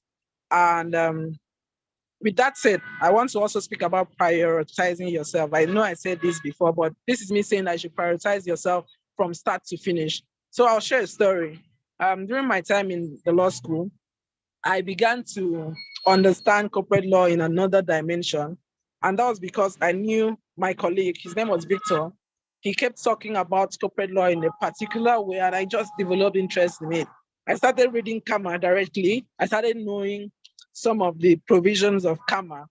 So when we go to read and people will have conversations, I discovered that, when I spoke about a concept and I was talking about, I was citing the provisions of Kama. I discovered one young lady from a certain school, and then she came and said, "Oh, you speak about this so well and all of that. Can you come and teach me?" And this was the offer. Can you come and teach me from beginning, from all the topics from beginning to the end? And I wondered, why would you want me to do that? It was just about a month to exams or 3 weeks to the exams. And as much as I was a bit concerned about her, I was now like, why would I leave my study time to come and start, teaching you? And so it's different when you are doing preparing with someone and you're learning, getting from the person, and also you are giving back and the person is giving you back. Coming back to start teaching from topic 1 to 100. I mean, I know some people go to school and then you are there, you can teach and all of that, but it is not the time to, to be there. It's not the time to do all of that. It's the time to prioritize your time, yourself from start to finish. So I told her I cannot do that. And I didn't do it because it was going to take so much from me, so much energy to be coming out to start. I mean, it was going to help me a bit to remember some of the things, but it was going to do more harm than good to me. So be able to recognize this moment and say no when you have to say no. You don't have to say yes to everything. I would like to repeat that it is not just about the bar finals. It is about the experience. And this takes me to having a schedule, a study schedule. So I never really knew how to make a plan to study, but I learned this in the Nigerian Law School Mind Check. I had to submit my study timetable to Mentor Grace Carlo. And when she took a look at it, she told me every week, tell me what you did. Sometimes I didn't really do so well. I didn't follow through to the end. And, sometimes when you sin, you feel like when you go back to God, God will chase you, right? So, and when I didn't really do well, I would not even want to speak to her that moment or that week, but she'll reach out, where is your timetable? Where is what you've been able to do? And when you show it to her, she didn't really condemn me. She understood the fact that that week could have been that way. But I mean, she just tried to encourage you to do better. You need to do better. And that's what accountability does for you. You need to get someone that can look you in the eye and say, you're not doing well this moment, but it doesn't mean that you cannot still achieve your goals. You can still do as much as you want to do, and you can still achieve all you want to achieve. Importantly too, you should know that every course is important. Every course is important. You don't go into school and you start, deciding this is the one I'm more comfortable with, that's not the one. Samson already took us through the grading system, and it's not on me to repeat that, but just understand that it's very important to follow through every course. And this brings me to this story. We write one exams every day. I'm sure we wrote professional ethics last. So I studied so hard, prepared so hard for the exams of the first 4 days. And I knew that I wrote it well. I mean, when you come out of the exams hall and you are confident that, you did this course well. But on the day of ethics, the day I wrote ethics, I mean, ethics seems like a course you can close your eye and write. Okay. But I now understood that you need to do more, even in ethics, because the law school too prioritizes that course. So you need to put it as your priority. I went into the exams hall. At some point, and I want to share this because it's important. It's important to read your instructions to the end. In the law school, instructions are very important. So a question was thrown at me, and they gave a comprehension, a little thing, and all of that. And from that comprehension, they gave a question: list this and this, list this and this. I didn't even read the comprehension so well. And then I saw list the three advantages of this. And immediately, since I knew the three advantages of that, I rushed to answer it. When I came out of the exams hall, somebody told me, did you see that question very well? They wrote in a memorandum, list of this.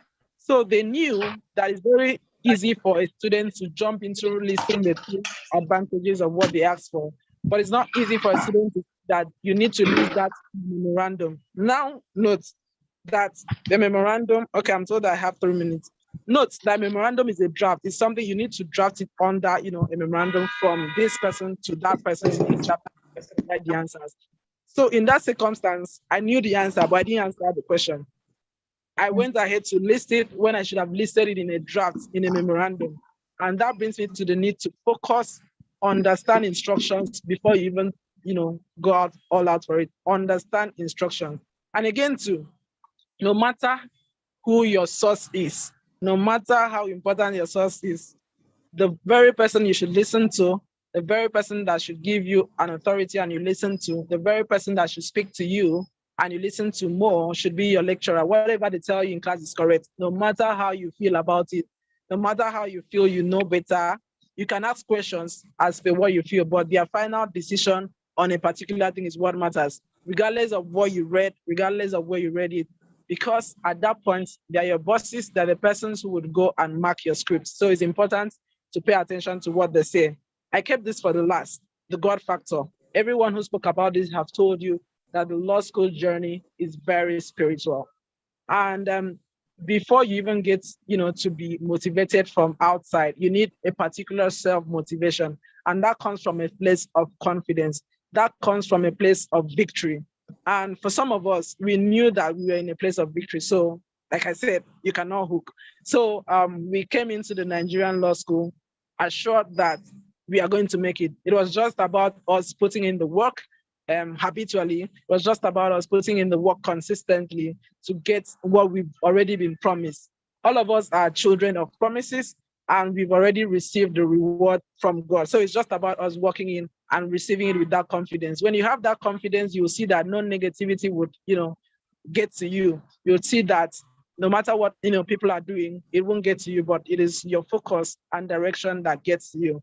And finally, too, it's important that you don't get distracted by what people do. So in class, people might be answering questions and speaking so much about this, and don't get you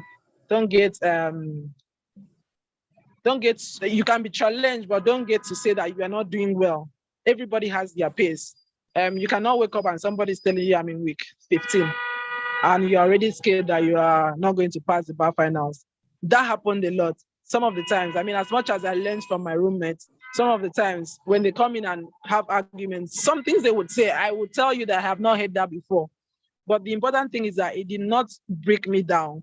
The fear did not break me down. So there are two kinds of fear I like to talk about. There is this little fear that just keeps you on the edge to work hard. And there's this one that just comes and cripples you. But I don't think you should even have any. What you should feed yourself on is feeding yourself with faith. So you're working on the fact that you're going to be successful, you're going to have the best grade you've pictured, and not from a place of fear that, if you do not do this today, you might fail. You won't fail. You shouldn't have that mindset that you're going to fail. You are just going to put in all the work you would do just so you make the best grade. So once again, my name is Gideon Edem, and it was just an absolute pleasure to be speaking to you. Beyond speaking to you, it's important that every day of your life you need motivation. Every day of your life you need, mental awareness. Every day of your life in the Nigerian law school, you need this mind check. And the Nigerian law school mind check is a place to be. Trust me, best believe that what you would gain there is what no other person in your, in your cohort or in your set would get. You need to be inside the room. You need to sit at the table. You need to feed directly from the source. And that is very important. Thank you once again for having me. God bless you all.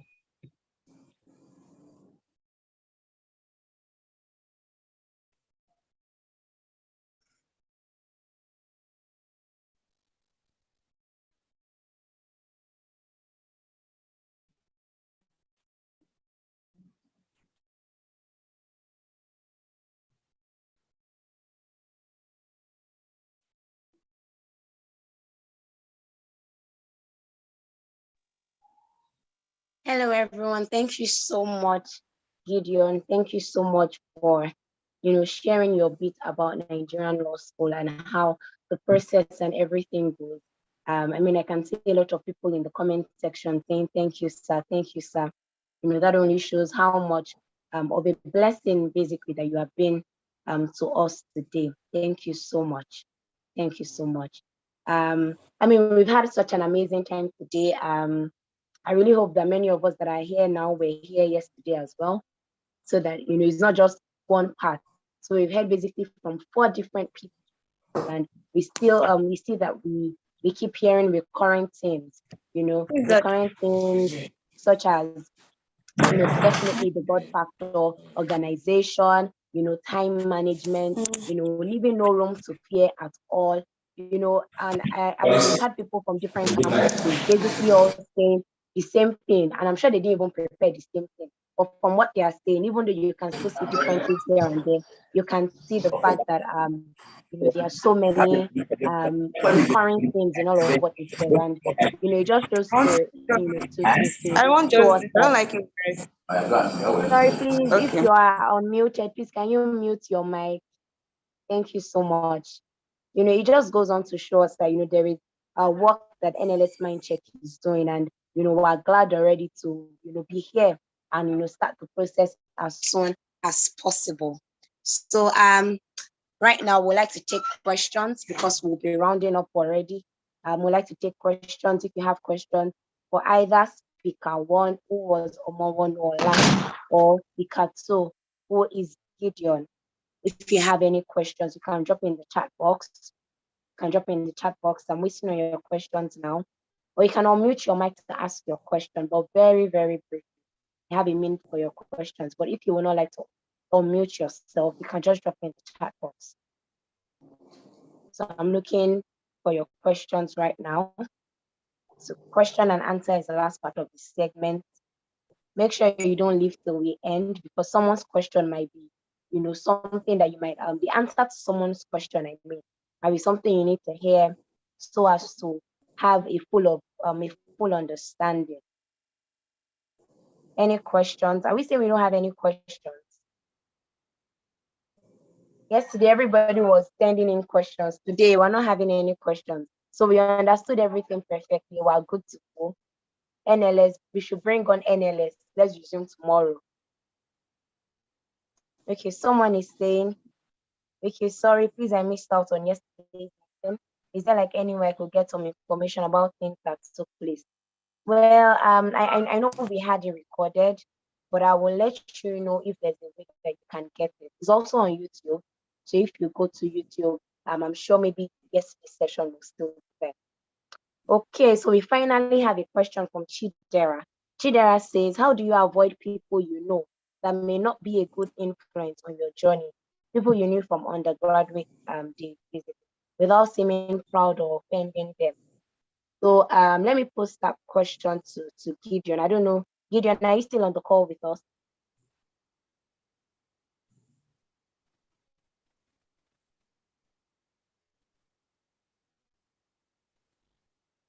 Okay, I don't know if Gideon is still on the call with us.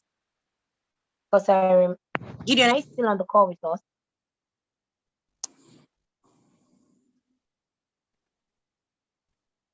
Okay, so he says, yes, I'm here. Would you be able to answer this question? Would you be able to answer this question where the person says that how do you avoid people might not be of, okay, you're not able to unmute. All right, let me speak to the host so we can.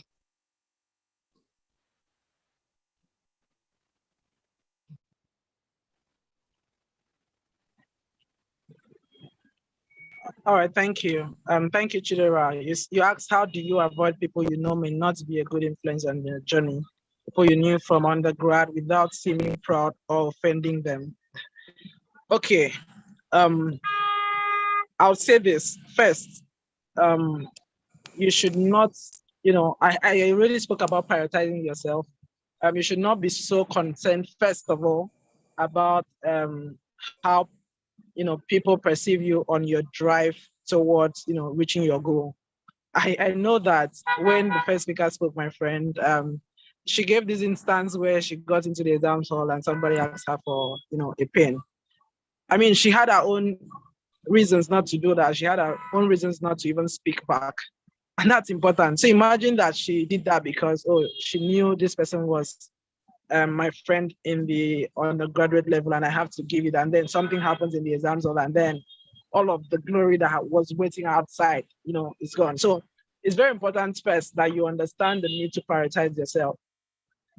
Number two, everybody knows that the Nigerian law school should be, a busy place. Everybody should, try to be focused. It does not mean that when you see people, people you should at least speak to briefly, that you should not speak to them. It doesn't make you a balanced person. It's important that you learn how to meet people where you should meet them and leave where necessary. Also understand the need to say no. So if your people are telling you not to, to come and do a particular thing with them, and you know that you don't have the time for that, respectfully say, oh, guy, that's not for like do this thing, but I cannot come. It doesn't mean that you need to tell them that, oh, I need to go and study right now or something. You don't need to explain where you are. You don't need to explain your schedule to people. You don't need to explain what you're doing. It's very important that when you see people in class, you shake them, you say things to them, you live in that moment with them.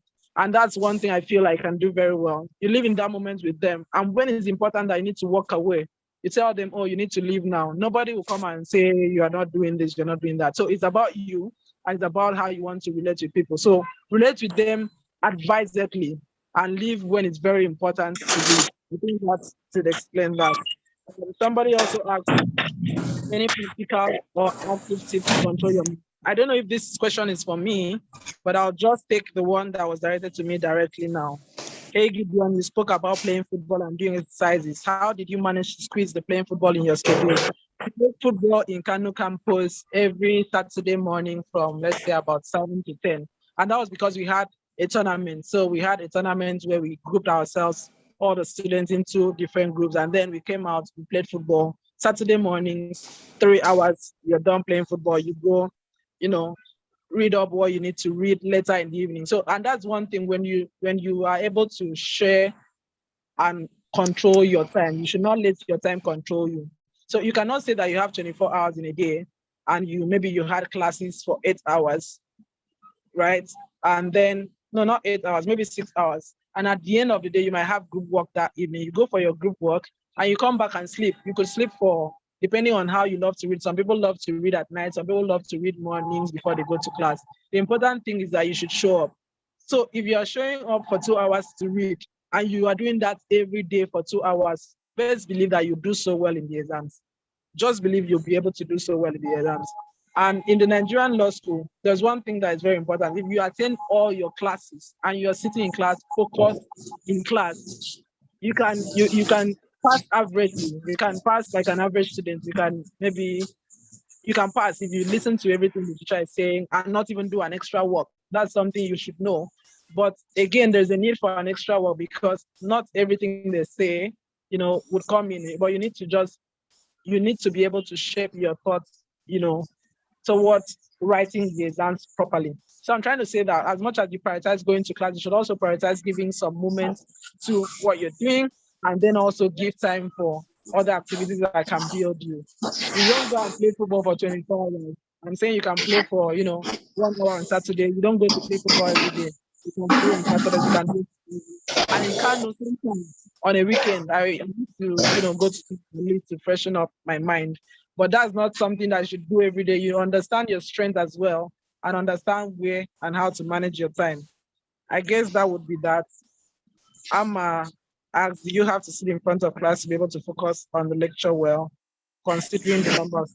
You know what? Just so I don't have to take all the questions, I'd like to just know what question is directed to me and what question is directed to Wono, please. That would really help.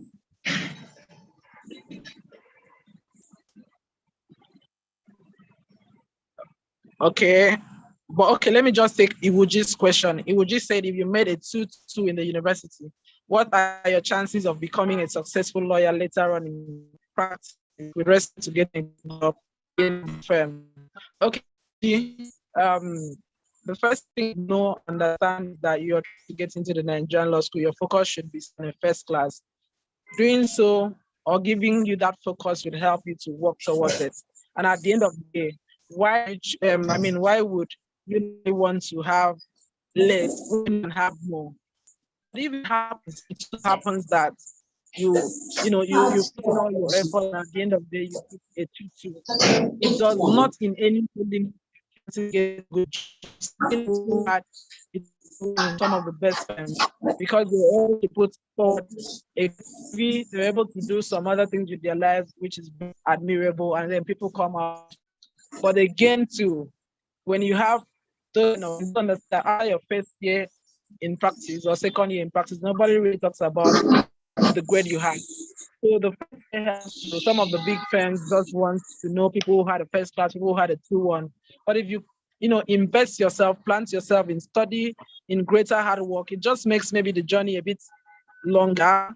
But at the end of the day, after 3 years, and you show your years of practice and experience in a particular sector, the firms will come chasing for you. So the legal practitioner, is very broad. It's very wonderful, and it's something that can lead you to a successful career. So your goal should not be you. What you should do is just keep investing in yourself and apply when you have gotten hold of the work. But if you can make a first class, please do. It will help move you faster. That's fine. To help move you faster. Let me just take some other question and then I can leave. Damilola said, please, how is the NLS lecture timetable structured? Do you have lectures on all the 5 courses per day? Okay, so you have lectures for a course every day, one course, one topic every day. So on Monday, you could have civil litigation. Tuesday, you're having another course. Wednesday, Friday, professional ethics. That's the structure. And they might just keep you for 6 to 7 hours, and you have the other time to do group work. And sometimes they give you class study. So it's very important that you follow those studies, you answer them, it will help you. Answer your MCQ, it will really help you, and try to solve past questions as well, because there is a structure in law school, and excellence, like Grace Carlo says, is communicable. It's something that you can receive. So if you follow Grace Carlo's model, you should come out and say that you are a very excellent student. Because one of my lecturers in school always says that whatever you need is in the dustbin of somebody has done it before.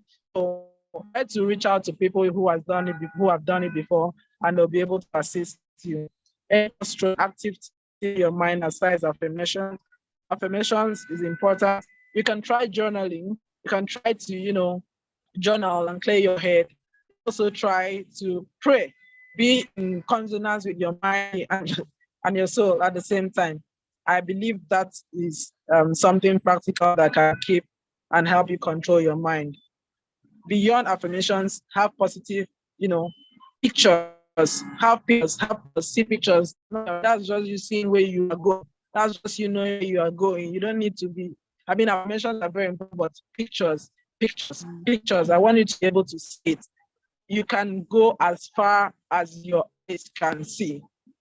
And let me even share today. Today, in church, we learned about the Creator's DNA. And we are told that, as much as God created, the earth, God gave us that creative DNA in us to be able to even create more. If God is an excellent God and He has given you the ability to create, so why don't you believe that you can, create as much as you see, and as much as you do? So see a picture, create it, receive it, and live in that reality.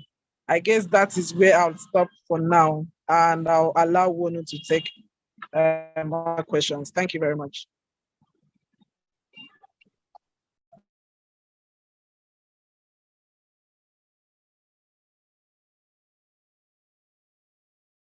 I bring it in. I cannot even push it along. But like, it's so surprised you bring that one. It's just.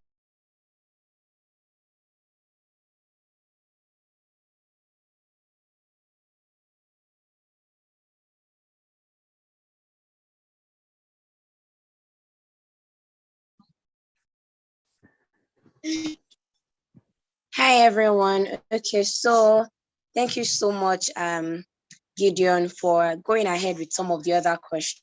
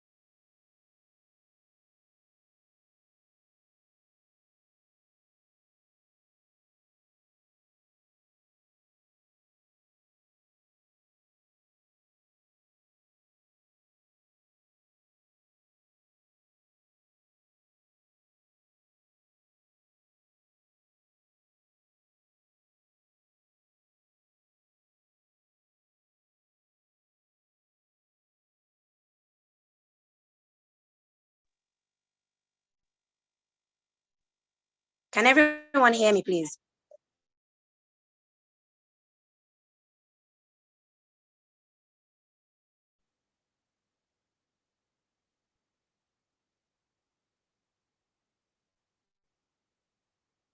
Okay, okay. He says you can hear me now. We All can right, hear all right. you. Thank you. All right, thank you so much. Thank you so much. So I'd actually just finished speaking, so I'll just go over it again. I mentioned that Gideon had addressed, most of the other questions. So I'll just like for you, Wanu, to start with the question that says that, you share your goals with us while you were in NLS, as well as the other question that mentioned whether you have to sit in front of class to be able to focus on the lecture well. I mean, during your time, did you sit in front of class? Do you feel like there's an advantage to sitting in front of class? And you just give us your perspective. Although, please, you have to do that, very quick, because of the fact that we're already, using over our time. Let me put it that way. So please, just let your answer be concise. Thank you so much, Omowonora. So over to you now.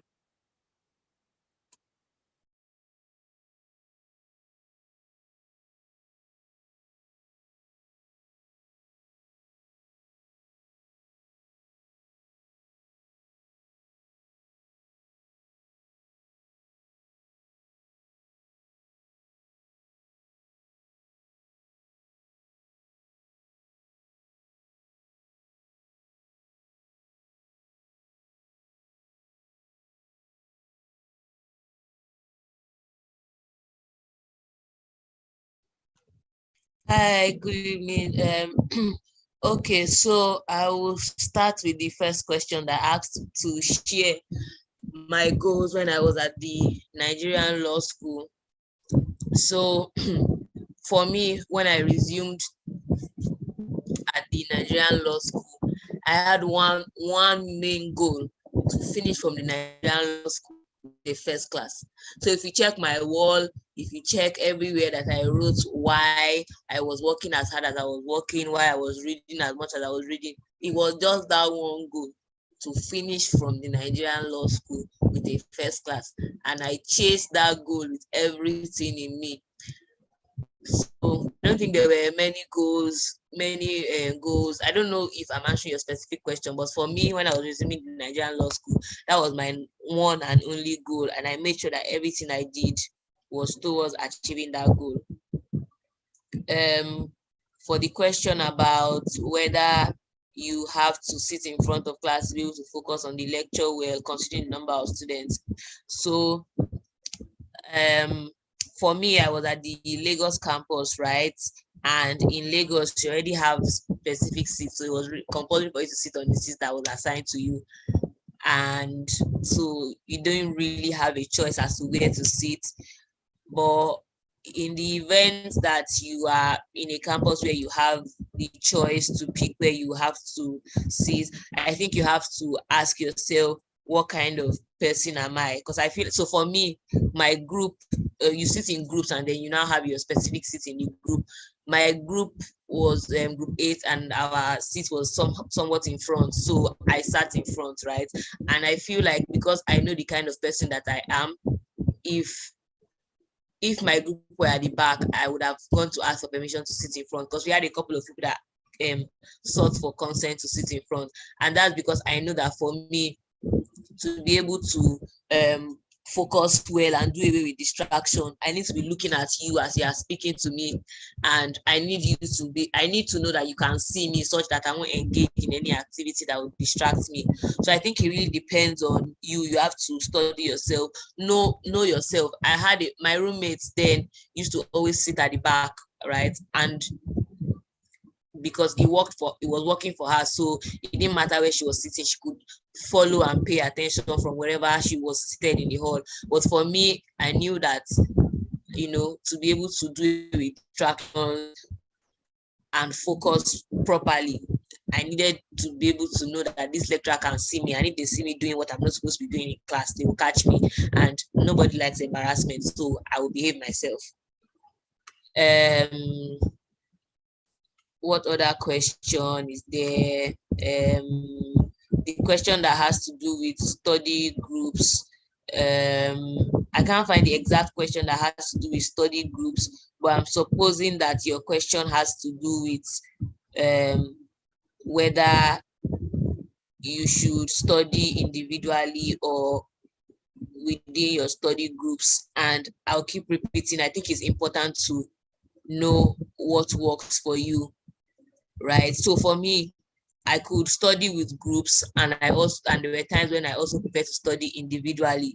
So for times when I'm trying to understand a difficult concept or a new thing, I'm trying to learn something, I'm going over a topic for the first time, I would rather do that alone. Then when I'm done with the first one, then I can now have group discussions. But also in having group discussions, you have to be very careful such that you are not having discussions with people that are leaving you more confused than you were when you started the discussion. So like I mentioned when I was speaking, for me, I was very particular about the kind of people I was picking and speaking to at the law school. So for most of my group discussions, I was intentional and made sure that, these are people that I can trust their opinion, so that when we discuss, I won't go into the exam hall and I'll have a wrong opinion lingering in the back of my head, because sometimes in the exam hall, right, when you are faced with a question, it may not even necessarily be what you read that you remember. It will be just one group discussion. Now imagine if what you heard at your group discussion was wrong, you'll not be remembering the wrong thing. No. So for me, it was really important that the kind of people I was having group discussions with were people that I could trust their opinion, and even when we make mistakes, were people that were teachable. I want to believe that I'm looking through the chat, and I think that Gideon already answered most of the questions, so I doubt that there are any other questions to be answered. Okay, so someone said, please, having group studies or discussions, I don't believe this is compulsory. Is it compulsory at the Nigerian law school? So if by this you mean the group discussions, the group discussions based on the groups that you have been assigned at the Nigerian law school. So my own law school, like I mentioned, was in Lagos, and in Lagos you had questions that you had to answer, so it was compulsory to attend these group discussions. But sometimes, because there are a lot of people in the group and everybody wants to talk, sometimes it might feel like the discussions are a waste of time. So what I used to do was, because you don't want to find yourself in a situation where you are spending your time explaining to the academic committee or explaining to your lecturers why you do not attend a group meeting. So what I used to do was, ahead of the group discussions, I would have answered all the questions that we are required to discuss at the group meetings, and it sort of made our group meetings shorter, because instead when everybody is arguing and shouting over the answers, it helped make for me, it just helped make the time shorter, because we already have where to look to for the answers, because I had taken the pain to do the work, because I knew that I didn't want to spend a lot of time there. And I was also very jealous with my time. So if I set out in a day that I'm spending 45 minutes at my group meeting, because at the end of the day, it is me and my God that are,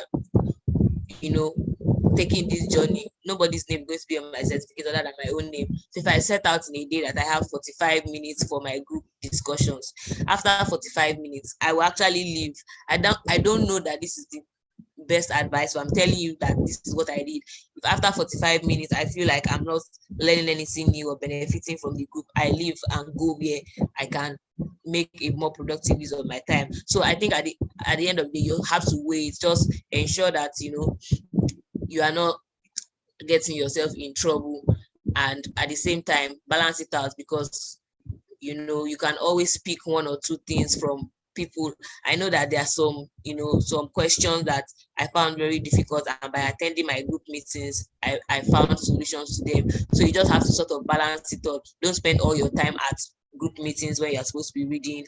And I hope I was able to answer your question. I believe that those are all the questions here. If there are any more questions, I would be happy to take them. Okay, this question is for me. Please, how can one balance social life with studying?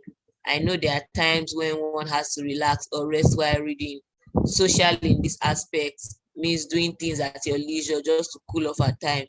For instance, see a movie or discuss with friends while at law school. I don't know if this makes sense. Okay, Bola Tito. So if you recall, when I spoke, I mentioned that it's important to take control of your time and decide how to apportion your time and effectively use make use of your time. So whilst it is important to study, do the heavy lifting, read and do all that, it's also important to note that you are a human being, and human beings, by virtue of being human beings, you are actually a social being. So sometimes when the work gets overwhelming, it's really actually good to take some time off. There were days when work was a lot and I would leave my hostel to go and see a movie, right? But just ensure that in doing this, you actually strike a balance. You don't want to say, oh, because the work is a lot, you spend all your time, socializing, relaxing, any small thing, you're in your friend's room, you are gisting, you read for 30 minutes, you don't understand, you go and play for 2 hours. Nope. There is the Bible already tells us that see thou a man diligent in his work. You have to be diligent. Diligence is not easy, not cheap. In fact, it's hard. When a farmer is planting his seed and is wetting it, it's hard. It's only when he sees the harvest that you shout, yay, see beans or see corn or see maize. So you just have to strike a balance. Work hard, play hard, but ensure that you strike a balance. This one, when asked a question you don't know the answer in class, how do you answer? So this is general life principle, right? If somebody asks me a question I don't know the answer to, I don't automatically start by saying I don't know, because then it suggests to you that I'm not thinking. So if I don't know the answer, I can start by telling you what I know and allow you correct me. So that's typically my own approach. So instead of outrightly telling you I don't know, I just say, oh, my own understanding is XYZ, XYZ. If I'm wrong, I'll take your corrections and everybody will move on. I hope that makes sense. So as much as possible, because I feel like once you automatically tell somebody I don't know, it sort of puts the person that's asking the question on the edge, and they're like, oh, this person is not even putting in effort. But if you try to show that, oh, you are thinking about this thing, even if you get the answer wrong, nobody will judge you, because at the end of the day, if you had all the answers, you wouldn't be at the Nigerian law school trying to get called to bar. You'd be calling yourself to bar by yourself in your own house.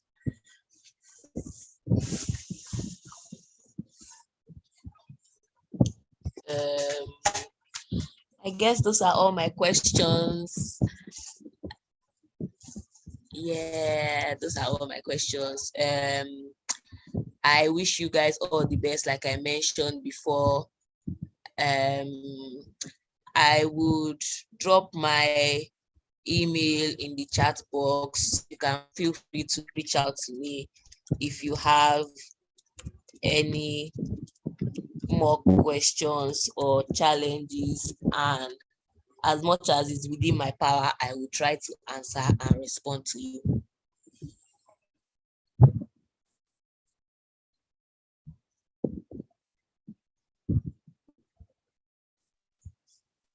Thank you so much, Wonu. Thank you so much. Thank you. I mean, I believe that you did justice to, all of the questions, and,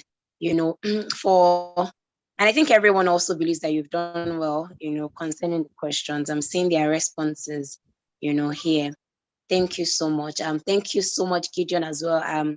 With your tight schedule, we're still able to, even though we did not see your face, I think that's the only part we're not happy with. But I mean, all in all, we're able to learn a lot. Seeing people in the chat box already saying thank you. Damilola Bello is saying thank you. Ama is saying thank you.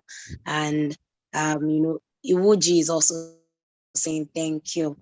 You've made our evening, and I'm sure that for every potential law school student right now, the last 2 days has been an amazing period. As one of our speakers yesterday said, first of all, you need to relax.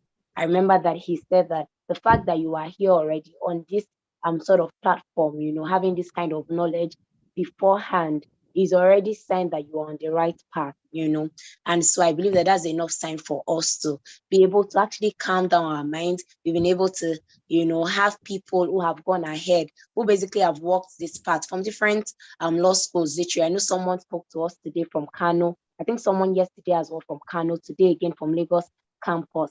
And it just makes you understand that really at the end of it, yes, there are different campuses, but what is very important is the fact that all of these principles that they have shared with us is something that we can also emulate and put in our own lives, in our own time, in the law school, realizing that if they could do it and they could have a first class, then have a first class, have a 2-1, basically have good grades, knowing that they have put in their best. I remember Gideon said that, even if they hope for a first class, he had a 2-1 and, he knew that he had put in his best, and that is what is important. Roughly, it's not a place where you want to go to and come back to because if I had just read that extra period, if I had just done this, if I did not play too much, if I didn't know, just know that you are going there, putting in your best and knowing that you are doing the journey with God. And I hope that, all of us have been able to put pen to paper, to basically document one or two things that we have listened to. If you've not, please after the call, make sure that you put pen to paper, because you might think you remember everything, but give yourself to next week Sunday. You will probably forget most of the things that have been mentioned. So for the major principles, please put pen to paper and make sure that you've documented them, so that by the time we get into the law school, one who said something about calling the names of other people that had gone ahead and saying this person can make a first class, I can make it. This person does not have two heads. Even if you don't know the names of the people, please, you can use your name. I'm giving you the full permission as the moderator. You can write her name down. Her name and surname is here. So put her name down and say, if Omowonola can have a first class, if Juliet Idem can have a 2-1, then I can do this and do it better. So you can use their names. They are perfect examples for today. And we're just grateful for both of you for sharing your wisdom and your tips with us. I'd like some of us to unmute our mics if we can. Can you unmute your mic and just say thank you so that they can hear? I know many of us are typing, but unmute your mic Thank and you say very thank you. So let's much. Thank invite you. them again. They will come. So let them hear, let them feel the love. Just unmute your mic and say thank you so much. Thank you. Thank you. Thank you. Thank you. Just one person is grateful. Okay. Okay. Okay. You say you can unmute. All right, then not a problem. But I'm sure they can read what we've written in the chat box. So for the person who said they are looking forward to the subscription and mentorship, just stay tuned to all our social media platforms. You can follow Grace Carlo on all social media platforms from LinkedIn to Twitter. So great. Okay. Thank you, guys. Thank you. So you can follow Grace Carlo on LinkedIn, on Twitter as well. You can also follow NLS Mindcheck on Twitter. NLS Mindcheck is the handle on Twitter. And then once you just follow, I'm sure that you by staying tuned, you'll be able to know when the subscription and mentorship period will start and the things and requirements that will be needed. So you can just follow Grace Carlo on all social media. Her name is Grace Carlo, basically on all social media platforms. Thank you so much for Noah and Gideon for tonight. Thank you for everyone who joined us tonight. I hope you have an amazing evening. Sorry for the extra 17 minutes, but I'm sure this is time well invested. Basically, go and smash the edges of the back final, if you can say that already. Good night, everyone. Night. Good night. Good night. Thank you. Thank you so much. Good night. Good night. Thank you.